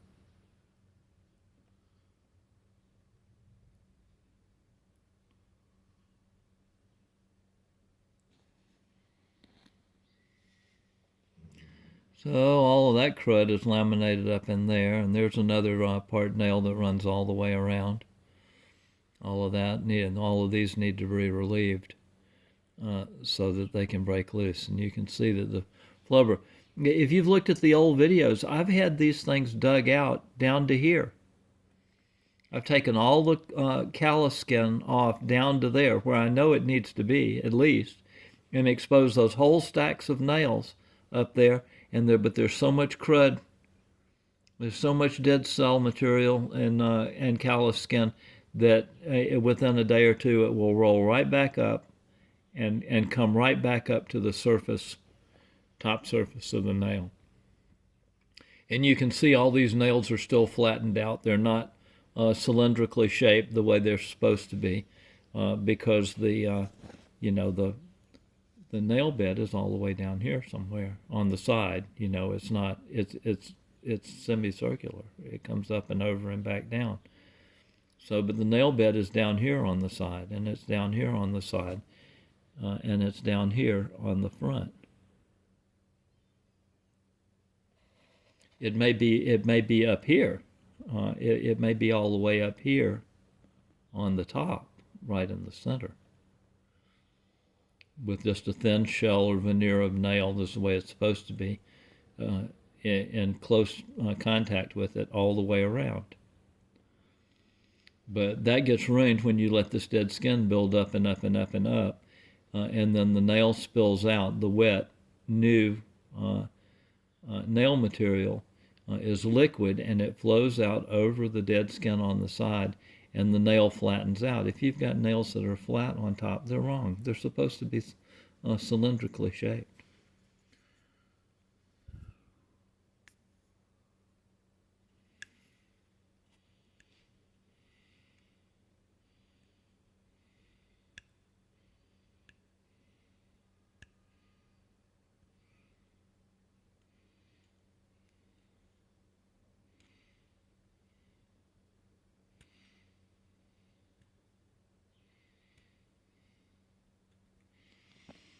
See?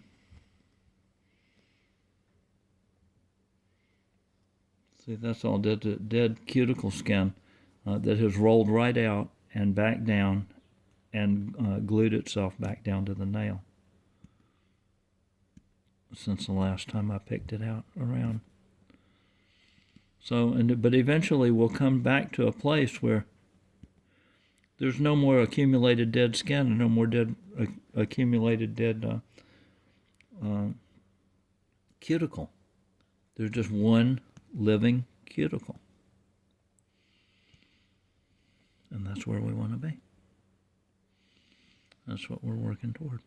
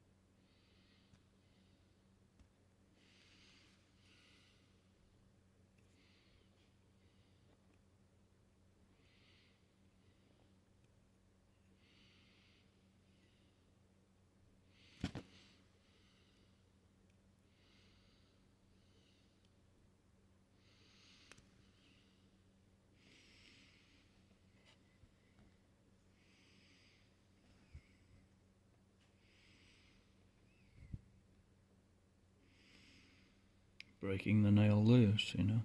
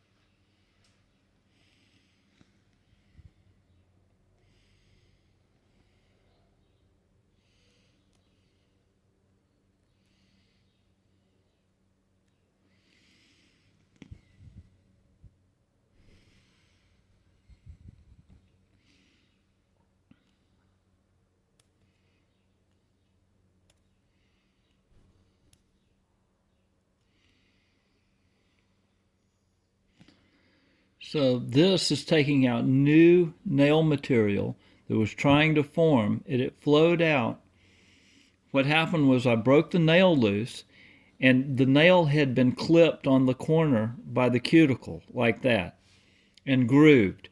And when the nail broke loose and moved out, it moved out on that line and it left a wide space there between the cuticle and the place where the cuticle had locked down on the nail before the nail moved out.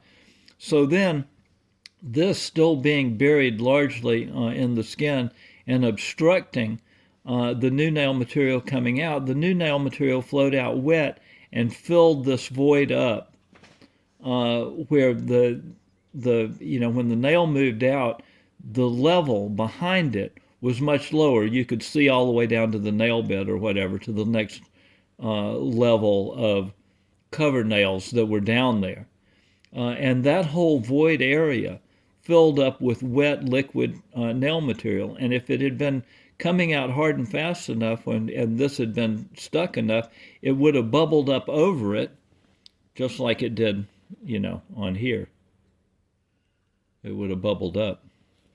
But because this hole was so deep, it just filled it up.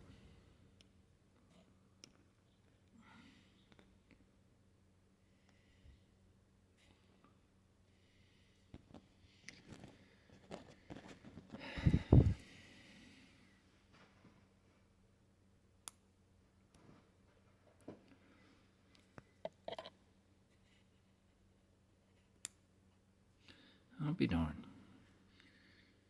Okay.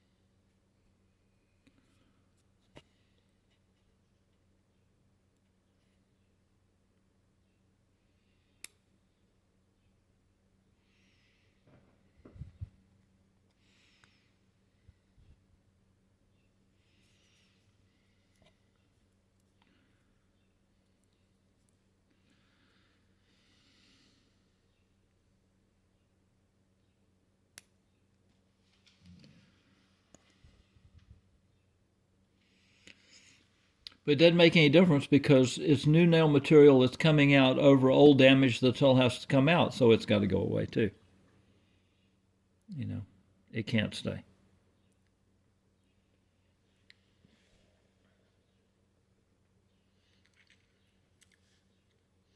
I had actually forgotten about it.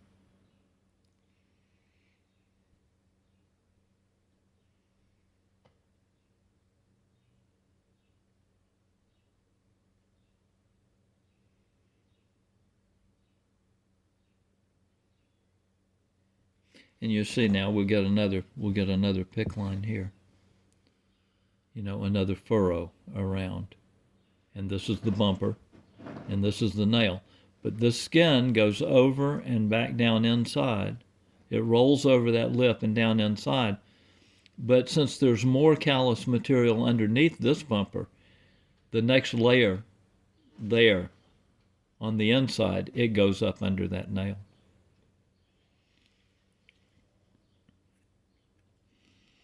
Have to get it all off.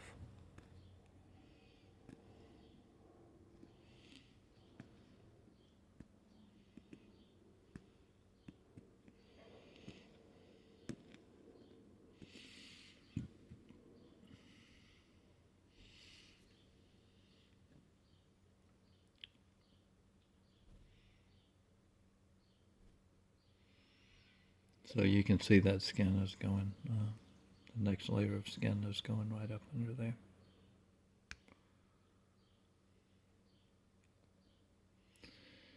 It's just the nail is protecting it, and when the nail is gone, it'll break away and flake off just like this is. And this is kind of what I was talking about in one of the very older videos. It said these terraces almost a step down. There's one up here, there's one here, there's one here, there's one here, there's one here. You can see it in the beginning when the nail is way out here and it first starts to break back, and the callus is all the way out here to it, or almost all the way out here to it. What happens is when it comes off, it's not connected to the nail bed, it actually starts to arc down. Okay, and so at the nail back here, when the nail was back here, and that was the front edge of it, the callus material built right up to it. But then as the nail arced down, the next layers of cuticle material that built up to it was a little lower because the nail was sloping down. And then the next terrace is what I call these flat. So they'll actually break back in bands. You can see them. So when you go in reverse and you're taking the nail off from back here and you go back and back and back and all of this stuff is starting to peel off, the first one you come to, it'll be down here. There'll be a terrace like this, but it'll be down here. And if you peel the next nail off, you'll see the next one is here and it's stepped back and it's stepped back. It's like a waterfall. It's because the nail, the callus is only building up to the nail, and the nail is arcing down. The nail should not arc down. If the nail were actually growing out, because your nail bed does not arc down. This is also just another sign. Nice work, dog. This is just another sign that things are not right. Your nail is not in contact with the nail bed.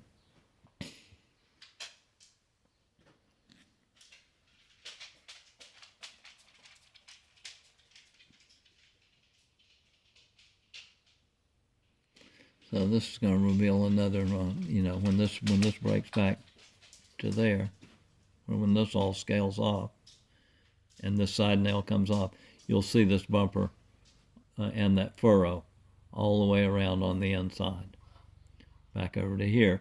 And if you look, and when your nails are out there, and you're looking at some of your nails or somebody else's nails, it's where, follow this line. It's this line over here. And you'll be able to see there's this much buildup on the side. You can just follow that line around. It'll tell you where it is. Then you'll be able to see, you've got to develop X-ray vision so you can see what's under your nails. And when you do, you're going to be appalled. You're going to realize you've been fooling yourself into thinking you had nails, and you don't. If they're not in contact with the nail bed, which is nowhere near these nails, it's way down here under all this dead skin. But unless your nails are in contact with your nail bed, they aren't real nails. They're just Band-Aids. What's the matter now? You both going to start going crazy? Brandy, what are you complaining about? I didn't feed them breakfast. That's what they're complaining about. And it's getting late. Clyde, do not do it.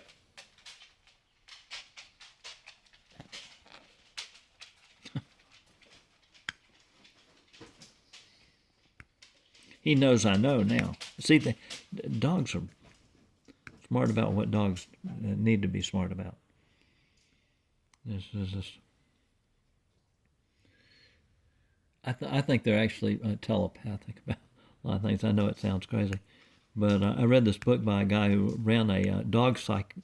It's like they were studying dogs to try to figure out how to turn your dog against you. That's the Soviets. So they had a whole dog institute over there in Yugoslavia or somewhere, and this guy ran it.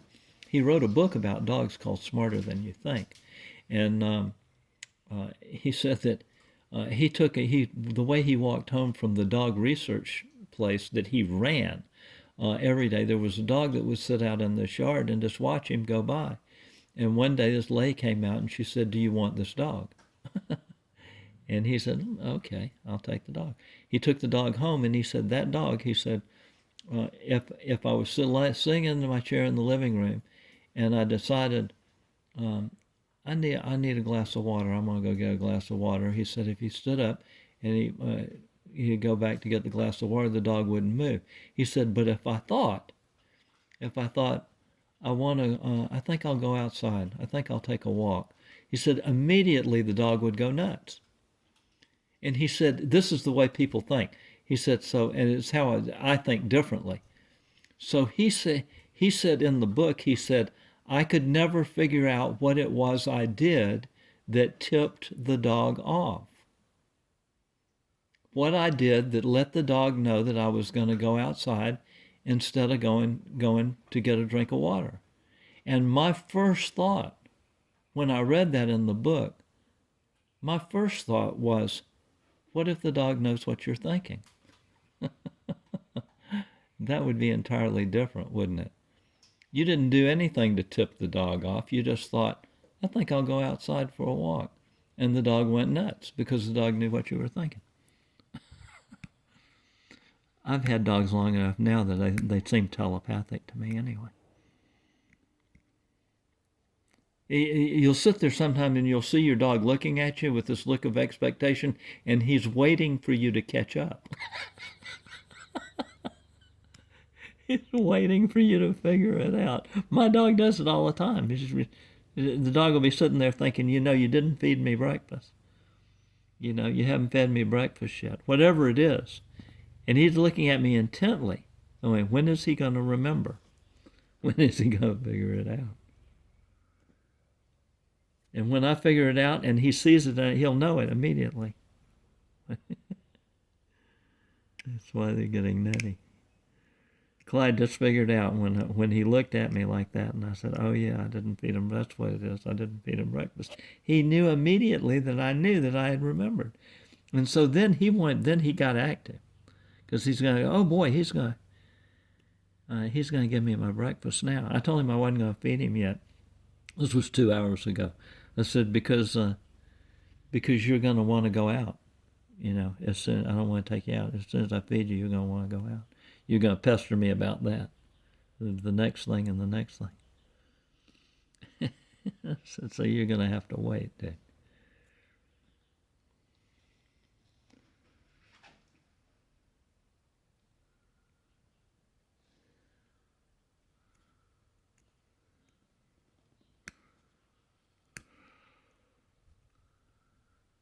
My heaven dogs have gone on ahead. These dogs I've got now are rescues. When you have your heaven dogs, you'll know it. I had just gotten my heaven dog and I didn't know it. Luna was just a puppy. And I took her on a walk up to the shopping center up from my house, and I had her on a leash. And I was walking with her down, and this guy came by me in a pickup truck, and he looked over at me and my dog, and there was a parking place about 5 or 6 seats. He pulled in front. He pulled in and he parked, and he got out of his truck. And when I got up to him, I saw that he was crying. My dog looked like his dog. His dog had just died. His heaven dog had just died and gone on to wait for him. And I didn't know what I had. Luna was 9 months old or something.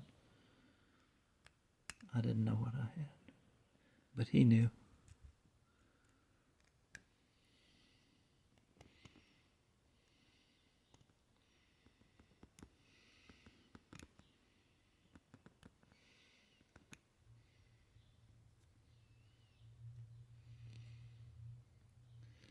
I think that's one of our next big steps, is learning how to communicate with animals.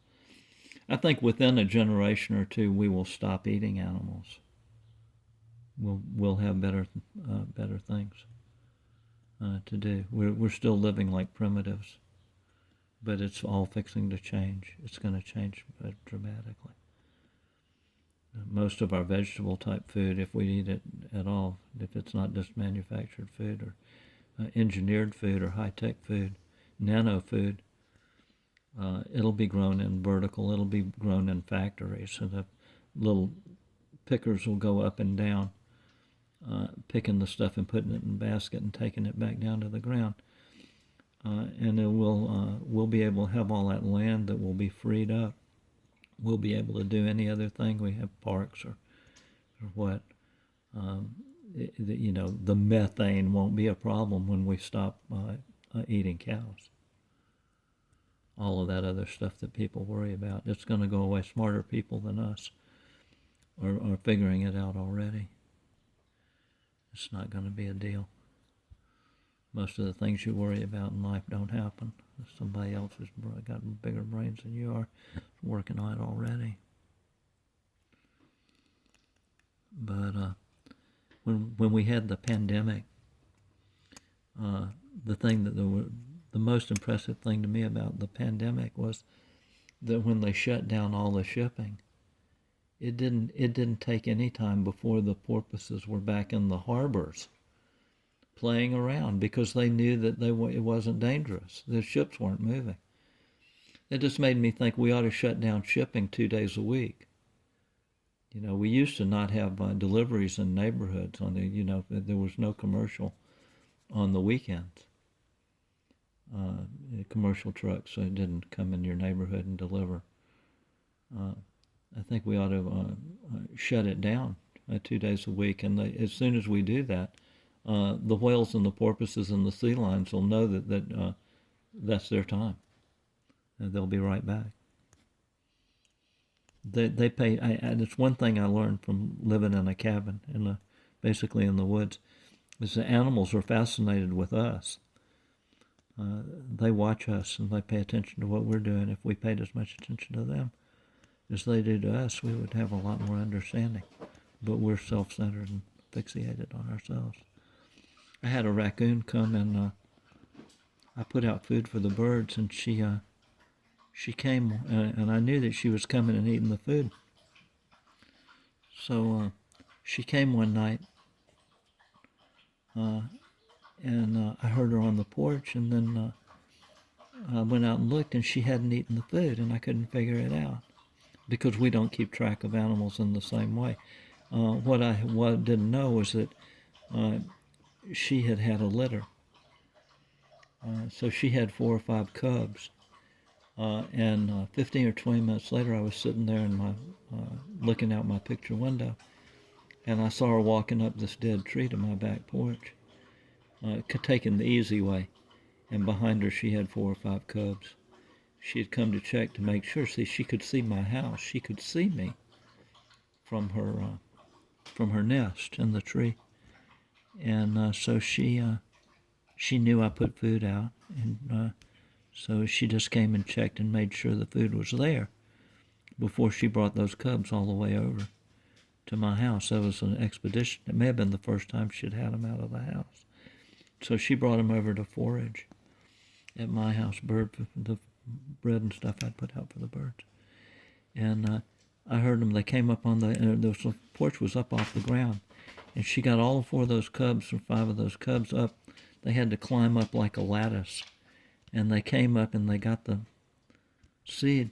And I was sitting there in my chair, and it was summer, and all the doors and everything were open, and I saw her stick her head around the corner of my bookcase, and she looked at me sitting there in my chair, and then she just marched down the hall and out the front door, because she knew I had food on the front porch too. When I put food on the back porch for the birds, I put it on the front porch, and she marched those cubs right down my front hallway and out my front door. And I thought, she sits up there and she not only knows me and knows what I do, she knows I'm not going to hurt her cubs, and she knows what the inside of my house is like. She sees me come out the back door and then go in and then go out the front door. She knows they're connected. She can see from up there. We don't pay any attention at all.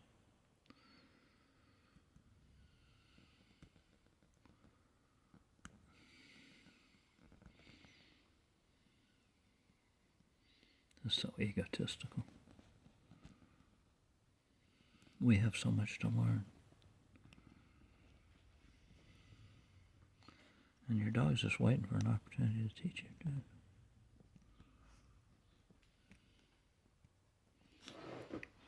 Yeah, I know.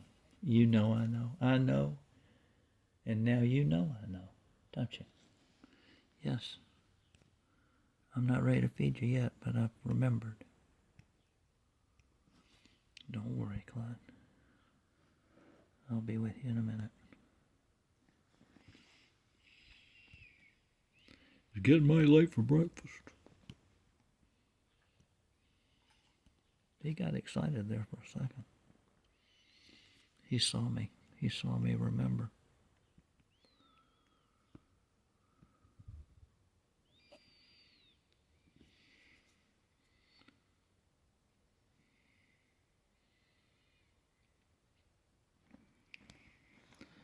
See, that's a side nail there. That's where it started to build up and the skin was underneath it. And it started to leak out to the side and become paddle-shaped. What I didn't realize about my paddle-shaped nails is that only just in the last week or two, is that they actually assume the shape of the flubber underneath. It's not just that they spread out directly in relation to the buildup underneath.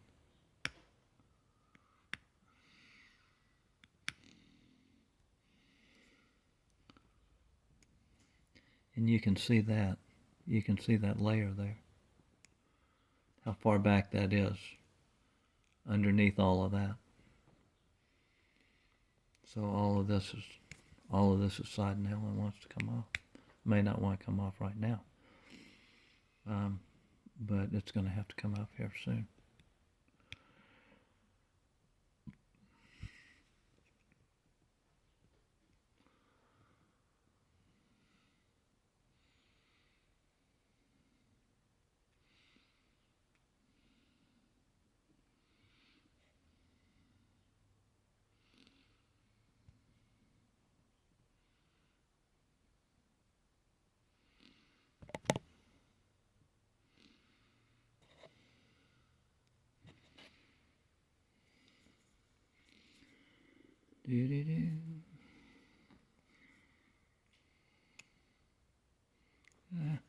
keep wandering out. You know, I haven't got my setup exactly right today.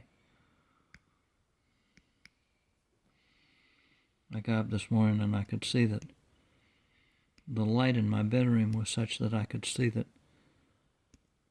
the shape of my fingers was changing, and this dead cell material was emptying out, and that my fingers were becoming flabby, and that this morning, it doesn't do it all the time, but I could push over here and it wouldn't reflate. The dent would stay there. When the stuff starts to move out, it leaves a void. But then there's so much more stuff up here that it will come back and reflate the fingers. It's done that over and over and over again. But sometimes I can take and I can mash on the finger there and it won't reflate. It'll push the bubble out over here, and then I come over here and I punch it back. It's just like a beanbag chair. And this will reflate, this dent will reflate over here, and it'll leave the dent over here. And I can punch it back and forth like that. But it's really dramatic, you know. It's just so you can tell that the finger is baggy. And now I've got that going on. I've got it. Has it gone away? There was a time this morning I could actually see this.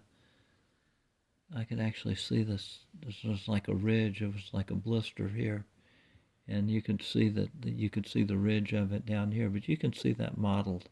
That's the accumulated dead cell material underneath the skin, and it's moving out. I'm gonna those two videos are really they're funny. They're a mess. I made them in bed, but I'm gonna post them anyway. Even though they're not very good. I couldn't find a way to set my camera up and still manipulate my finger to show what was actually going on. That's some newish nail material that formed there at the top. That's got to come out because it's forming over. You see how soft and flexible it is back there. It's forming over dead cuticle material, so it can't be allowed to stay. It's going to have to come out again and again.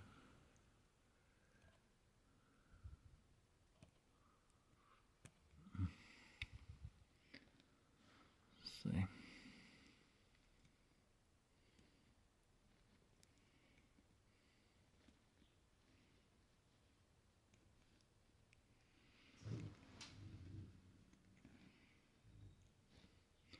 So that's a side piece there, and a side nail.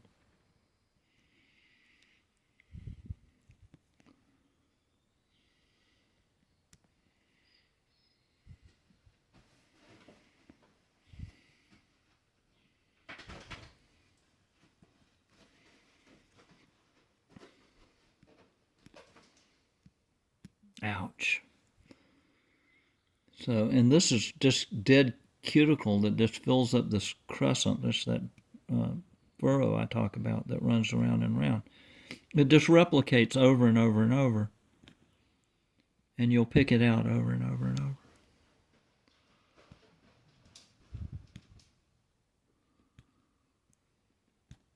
But it allows you, it gives you a spot that you can get in there and get the point where it's thick. It's filled up that furrow, and it's thicker there, and you can get the point like that. You can get the point underneath there, and you can pick that crescent, that whole crescent all the way around of dead skin, and it'll give you a starting point.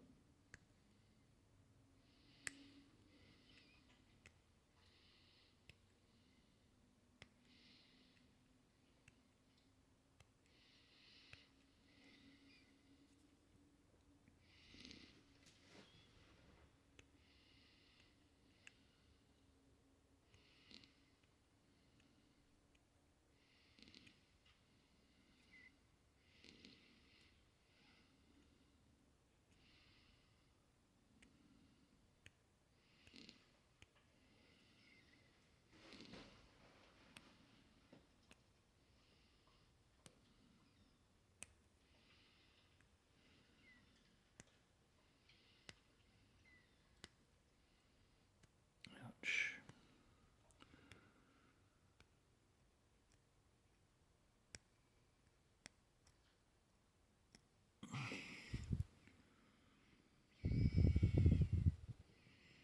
So there's another bumper, you know, there's another line under there that hasn't been revealed.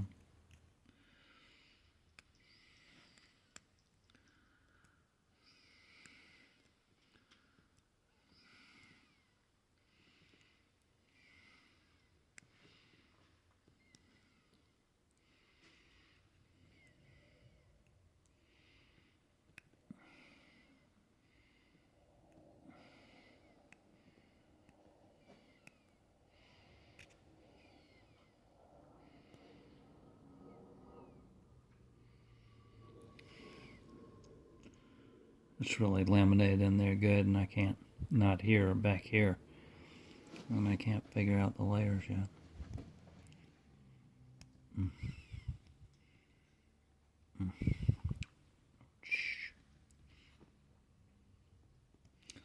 I say, one tune to the next. Ouch. Don't look for anything else.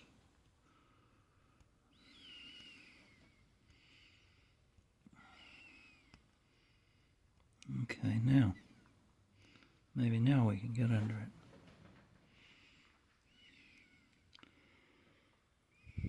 Yo, that's it. This is all folded in and under. Because this was arced up and over, this is just a blob that's laminated up under and in there. I was wondering why it was being so difficult.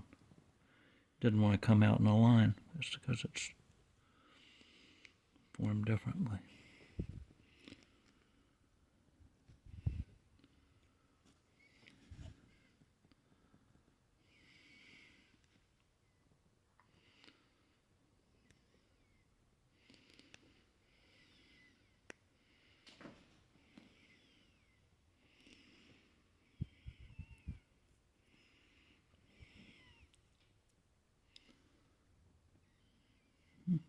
There I go.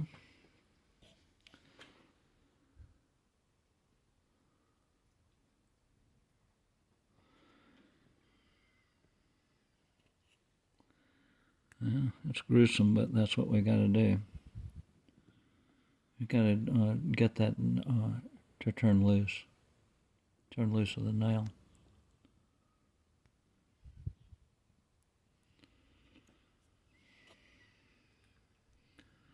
Oh, that's good. It's finally coming out.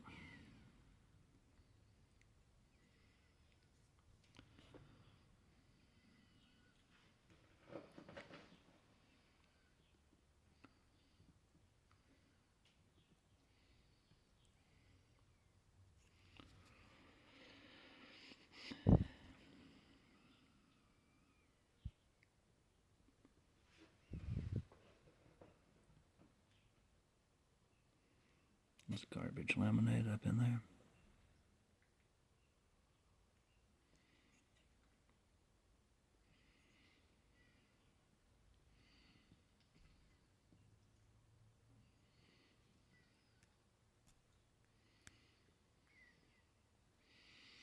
So we got a lot more to go there, but we're going to skip it.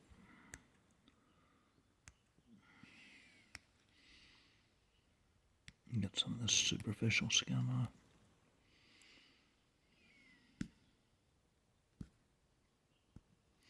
Is that finally going to pick out? Looks like it. Look at that. See, that's what I was talking about, picking out that crescent. And that is wrapped up underneath here, you know, underneath the nail. So, and when it comes out, if it peels out, it can pull out from underneath this. If this is on top, if this is a top layer and this is wrapped underneath, if I can grab that with my forceps, it's liable to pull out and around all the way back up to there, and leave this here and leave this here, and it will relieve the pressure underneath there if it does. And more often than not, it will break.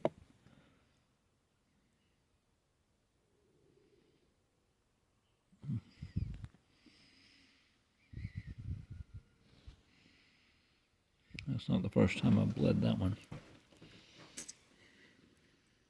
That corner has been intransigent.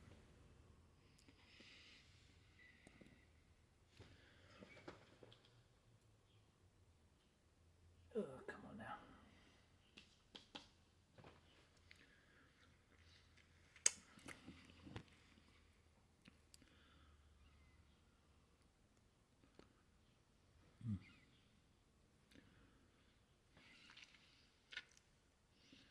Well, that's good, actually.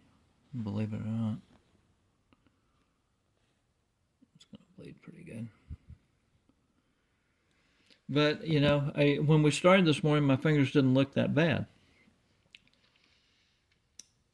But they did look this bad day before yesterday, which just shows you how quickly this goes back to looking normal. Well, we've taken a lot of stuff off there, and it's nothing to, you know, it's just another brick in the wall. You got much more to do.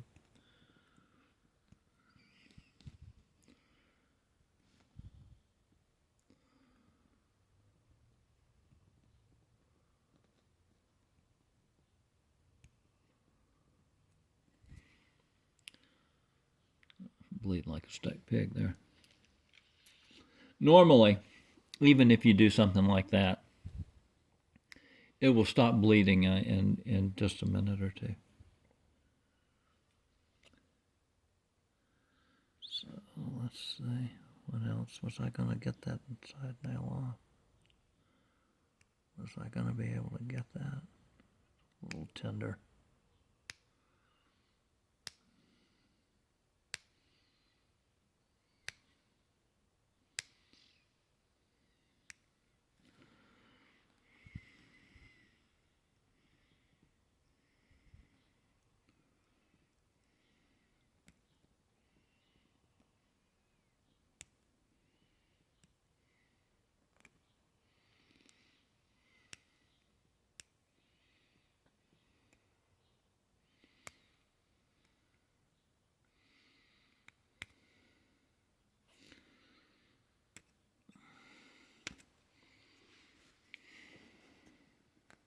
Now,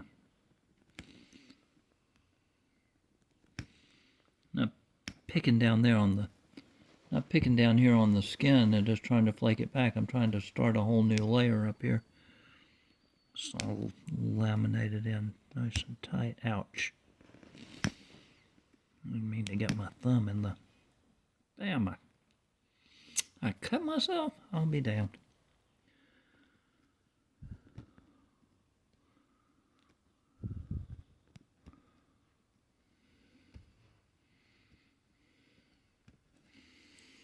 There we go. Cutting across the grain like that is not what you want to do. You want to stay with the layers. Ouch.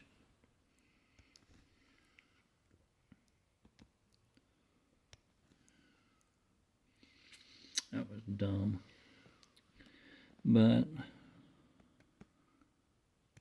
see, that'll cause more trouble than anything else.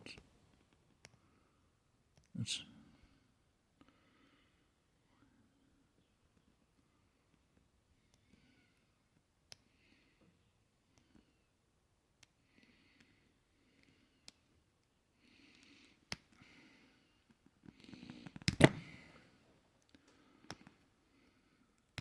trying to pick at that side now.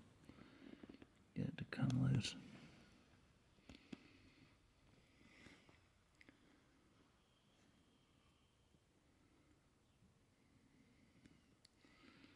Okay.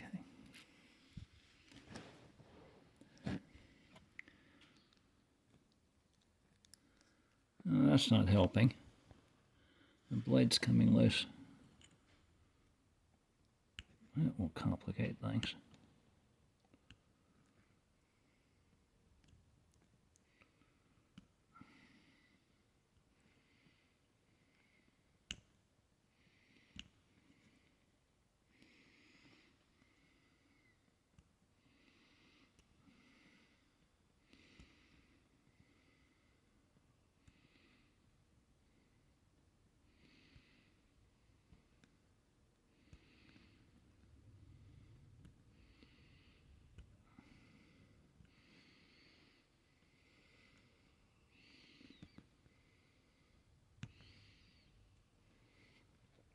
You get a lot of damage down there in the corners. Where you bit, that's where you bite and pull out the nail.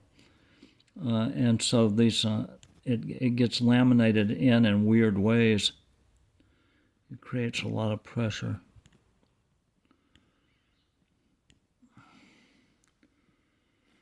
And you can see that it's irregularly shaped down there.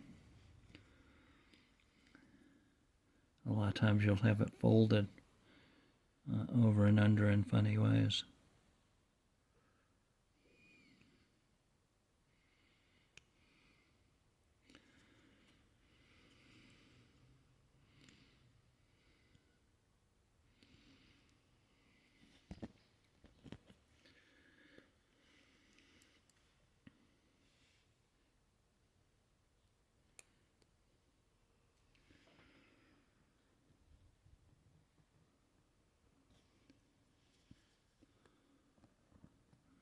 Didn't get much there. Little tiny piece.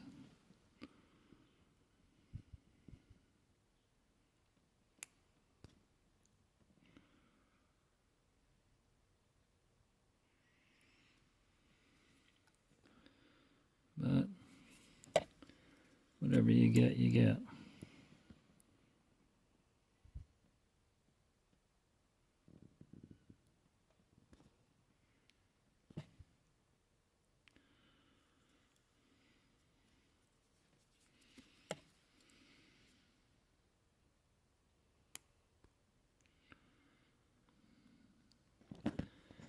Yeah, it's not being very productive.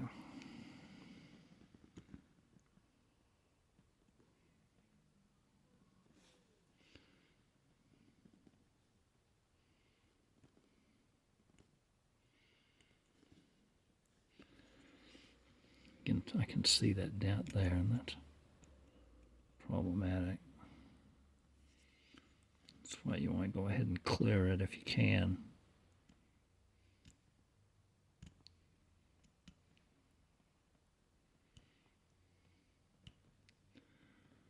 Okay, well, that was worth it then, wasn't it?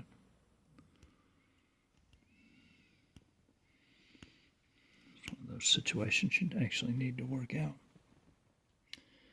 So then we'll start to work on that side now, that crescent that comes around. I'm sorry, Clyde.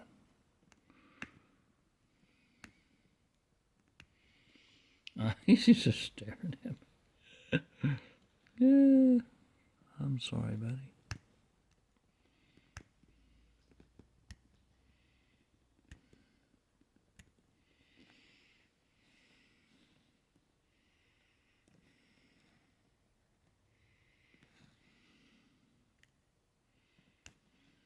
Ooh-wee.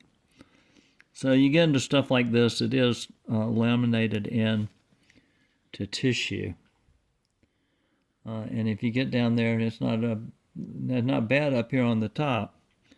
It's where it's buried down in the tissue, it's going to bleed when you pull it out. But it's all just junk. It's got to go away. All of this is junk.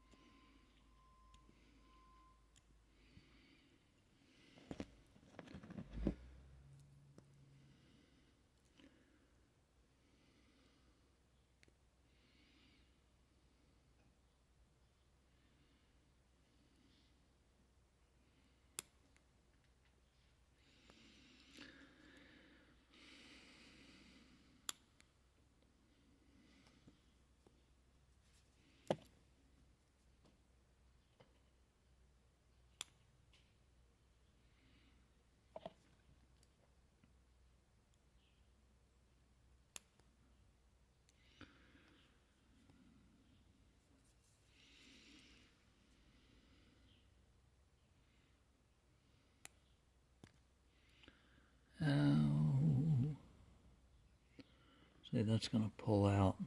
That's just laminated skin in there, right there. That's where it was bitten.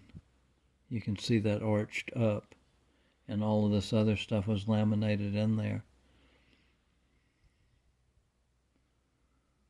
But right there, that's cuticle skin or something that's laminated in there, in that divot where you, where I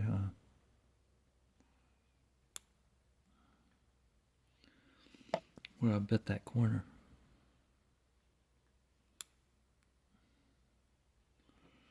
You start to see that divot a little better there. See, and that was all laminated. All that other stuff was laminated in there.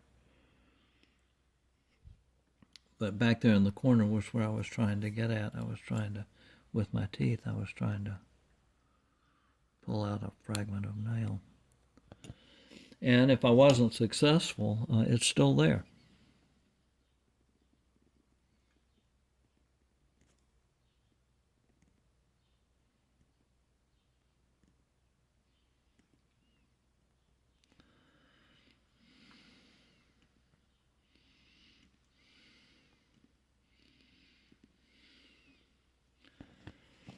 You see how that's a rabbit hole. That's it's like it's got packing material stuffed in it. It's hard to deal with those.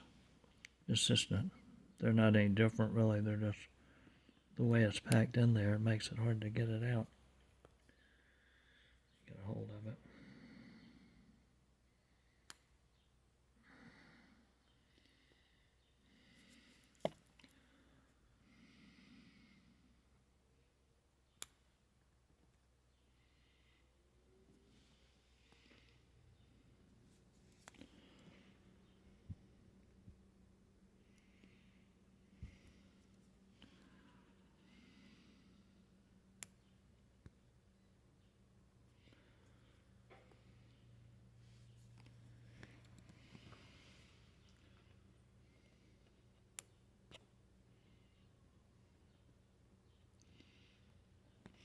Yeah, you can see that maybe a little better. The red, it's not, the color's not helping. You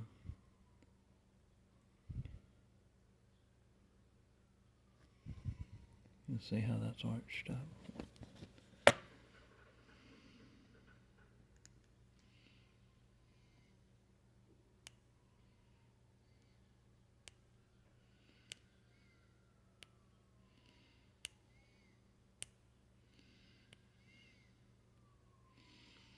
Ouch.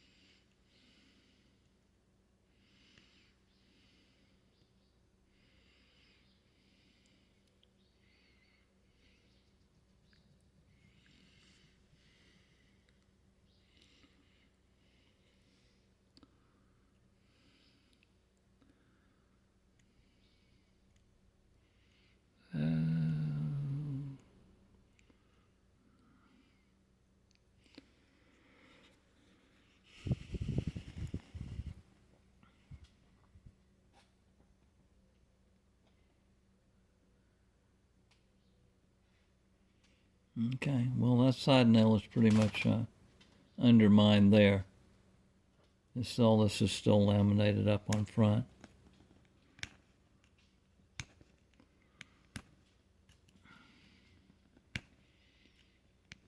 Let's see how intransigent it is. The side is buried.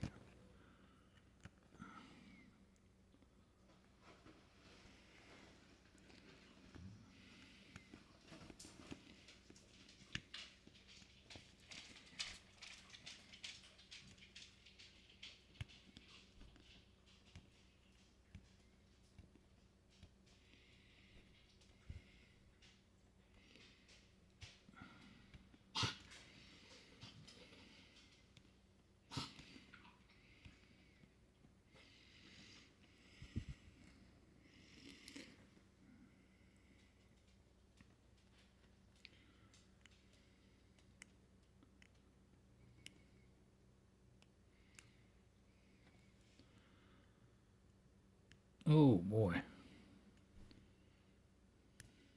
Got a little something extra then. Ouch. That time.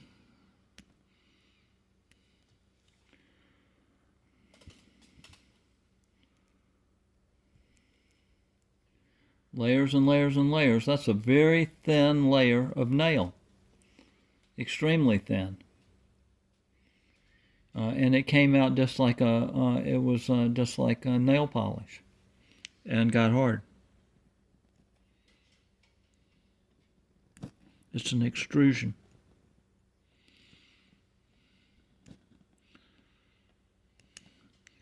Can be thick or thin.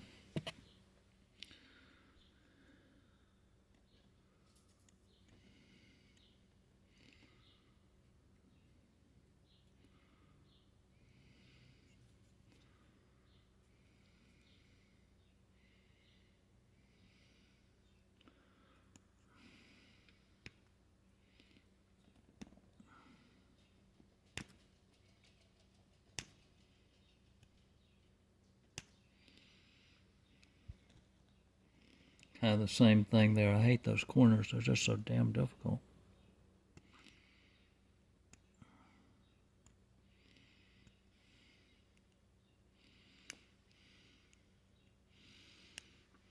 And these side nails just have to go away.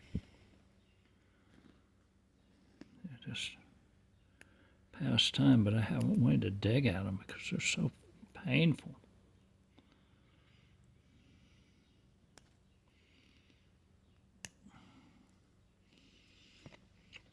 Another arched up nail.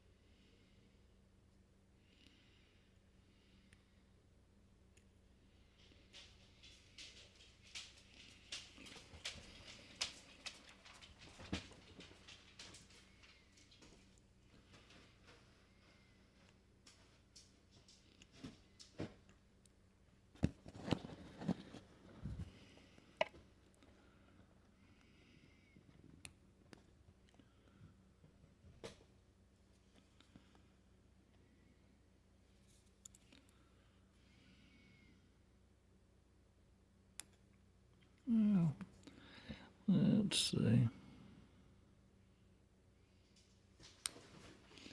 Doesn't look like you're going to want to come today.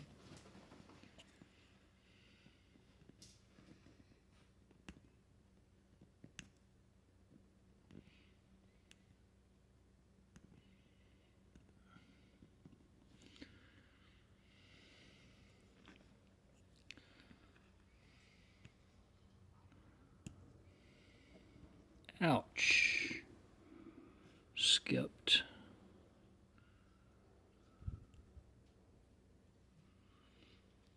You too, Sadie.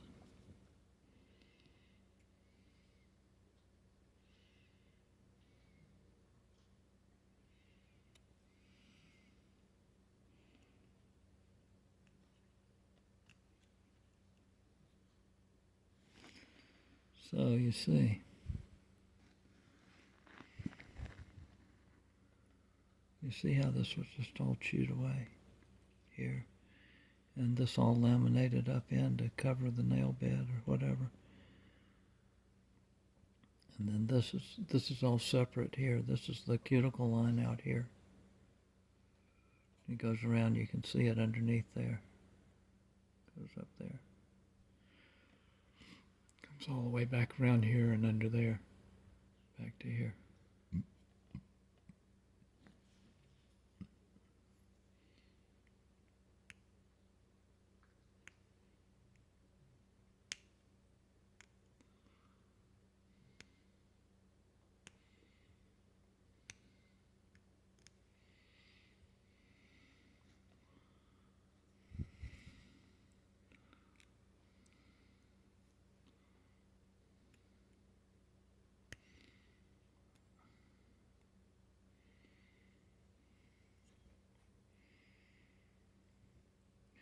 But all of this has to be relieved. And this is past time now for the nails to turn loose. I've got new nail material coming out from under the skin. The stuff is finally wanting to get out. That's been bottled up underneath my skin for years and years and years, decades.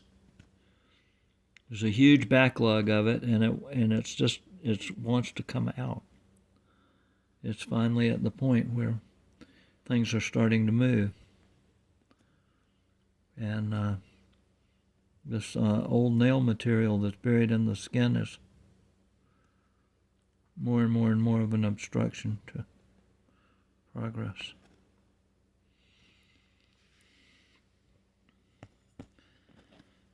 Whee.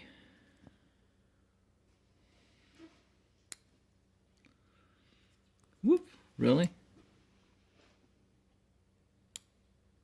Is that you, Brandy? What's the matter, baby? Ah, damn it.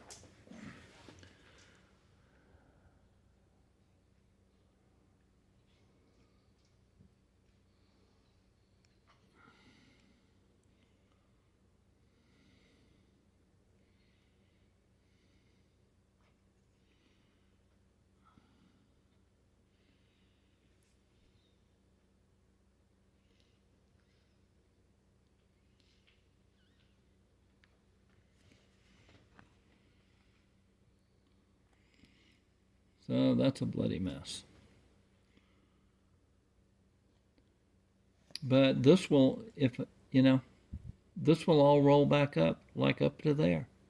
All this material I've taken out, this flubber will roll when all this is gone here, around here, and this line is reestablished, this indent that runs right around there that looks like a ditch between the flubber and the nail. And this will roll right back up to it.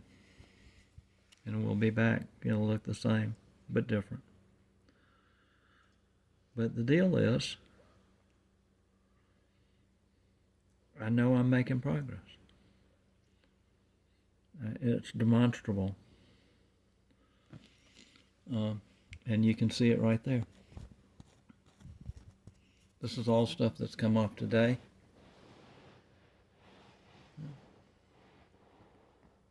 All of that. All of that. And all of this has come off my body. It's all dead cuticle skin. Little fragments of nail and whatever wanted to come loose. And it's gone. It's off my body. It's like a dead tooth. You don't need this stuff. It's dead. It's you would have never been able to tolerate keeping a dead tooth in your head for 50 years.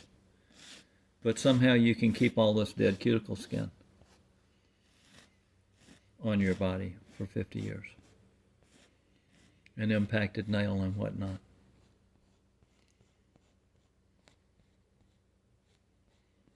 There you go. So, this is a serious, this is a pretty serious pick fest here. But we're getting somewhere. This is going to result in new nails before long. We're getting down to it now. All right, time to feed the dogs and walk them. They've been so patient. I love you, Sadie. I do, honey. You've been good. Yes, you've been good. Oh, she's been a good girl. See, she's been sitting right there watching me the whole time. Yes, she has. I love you, Sadie. Let's go for a walk. What you doing? Hey, this is my baby. Hey.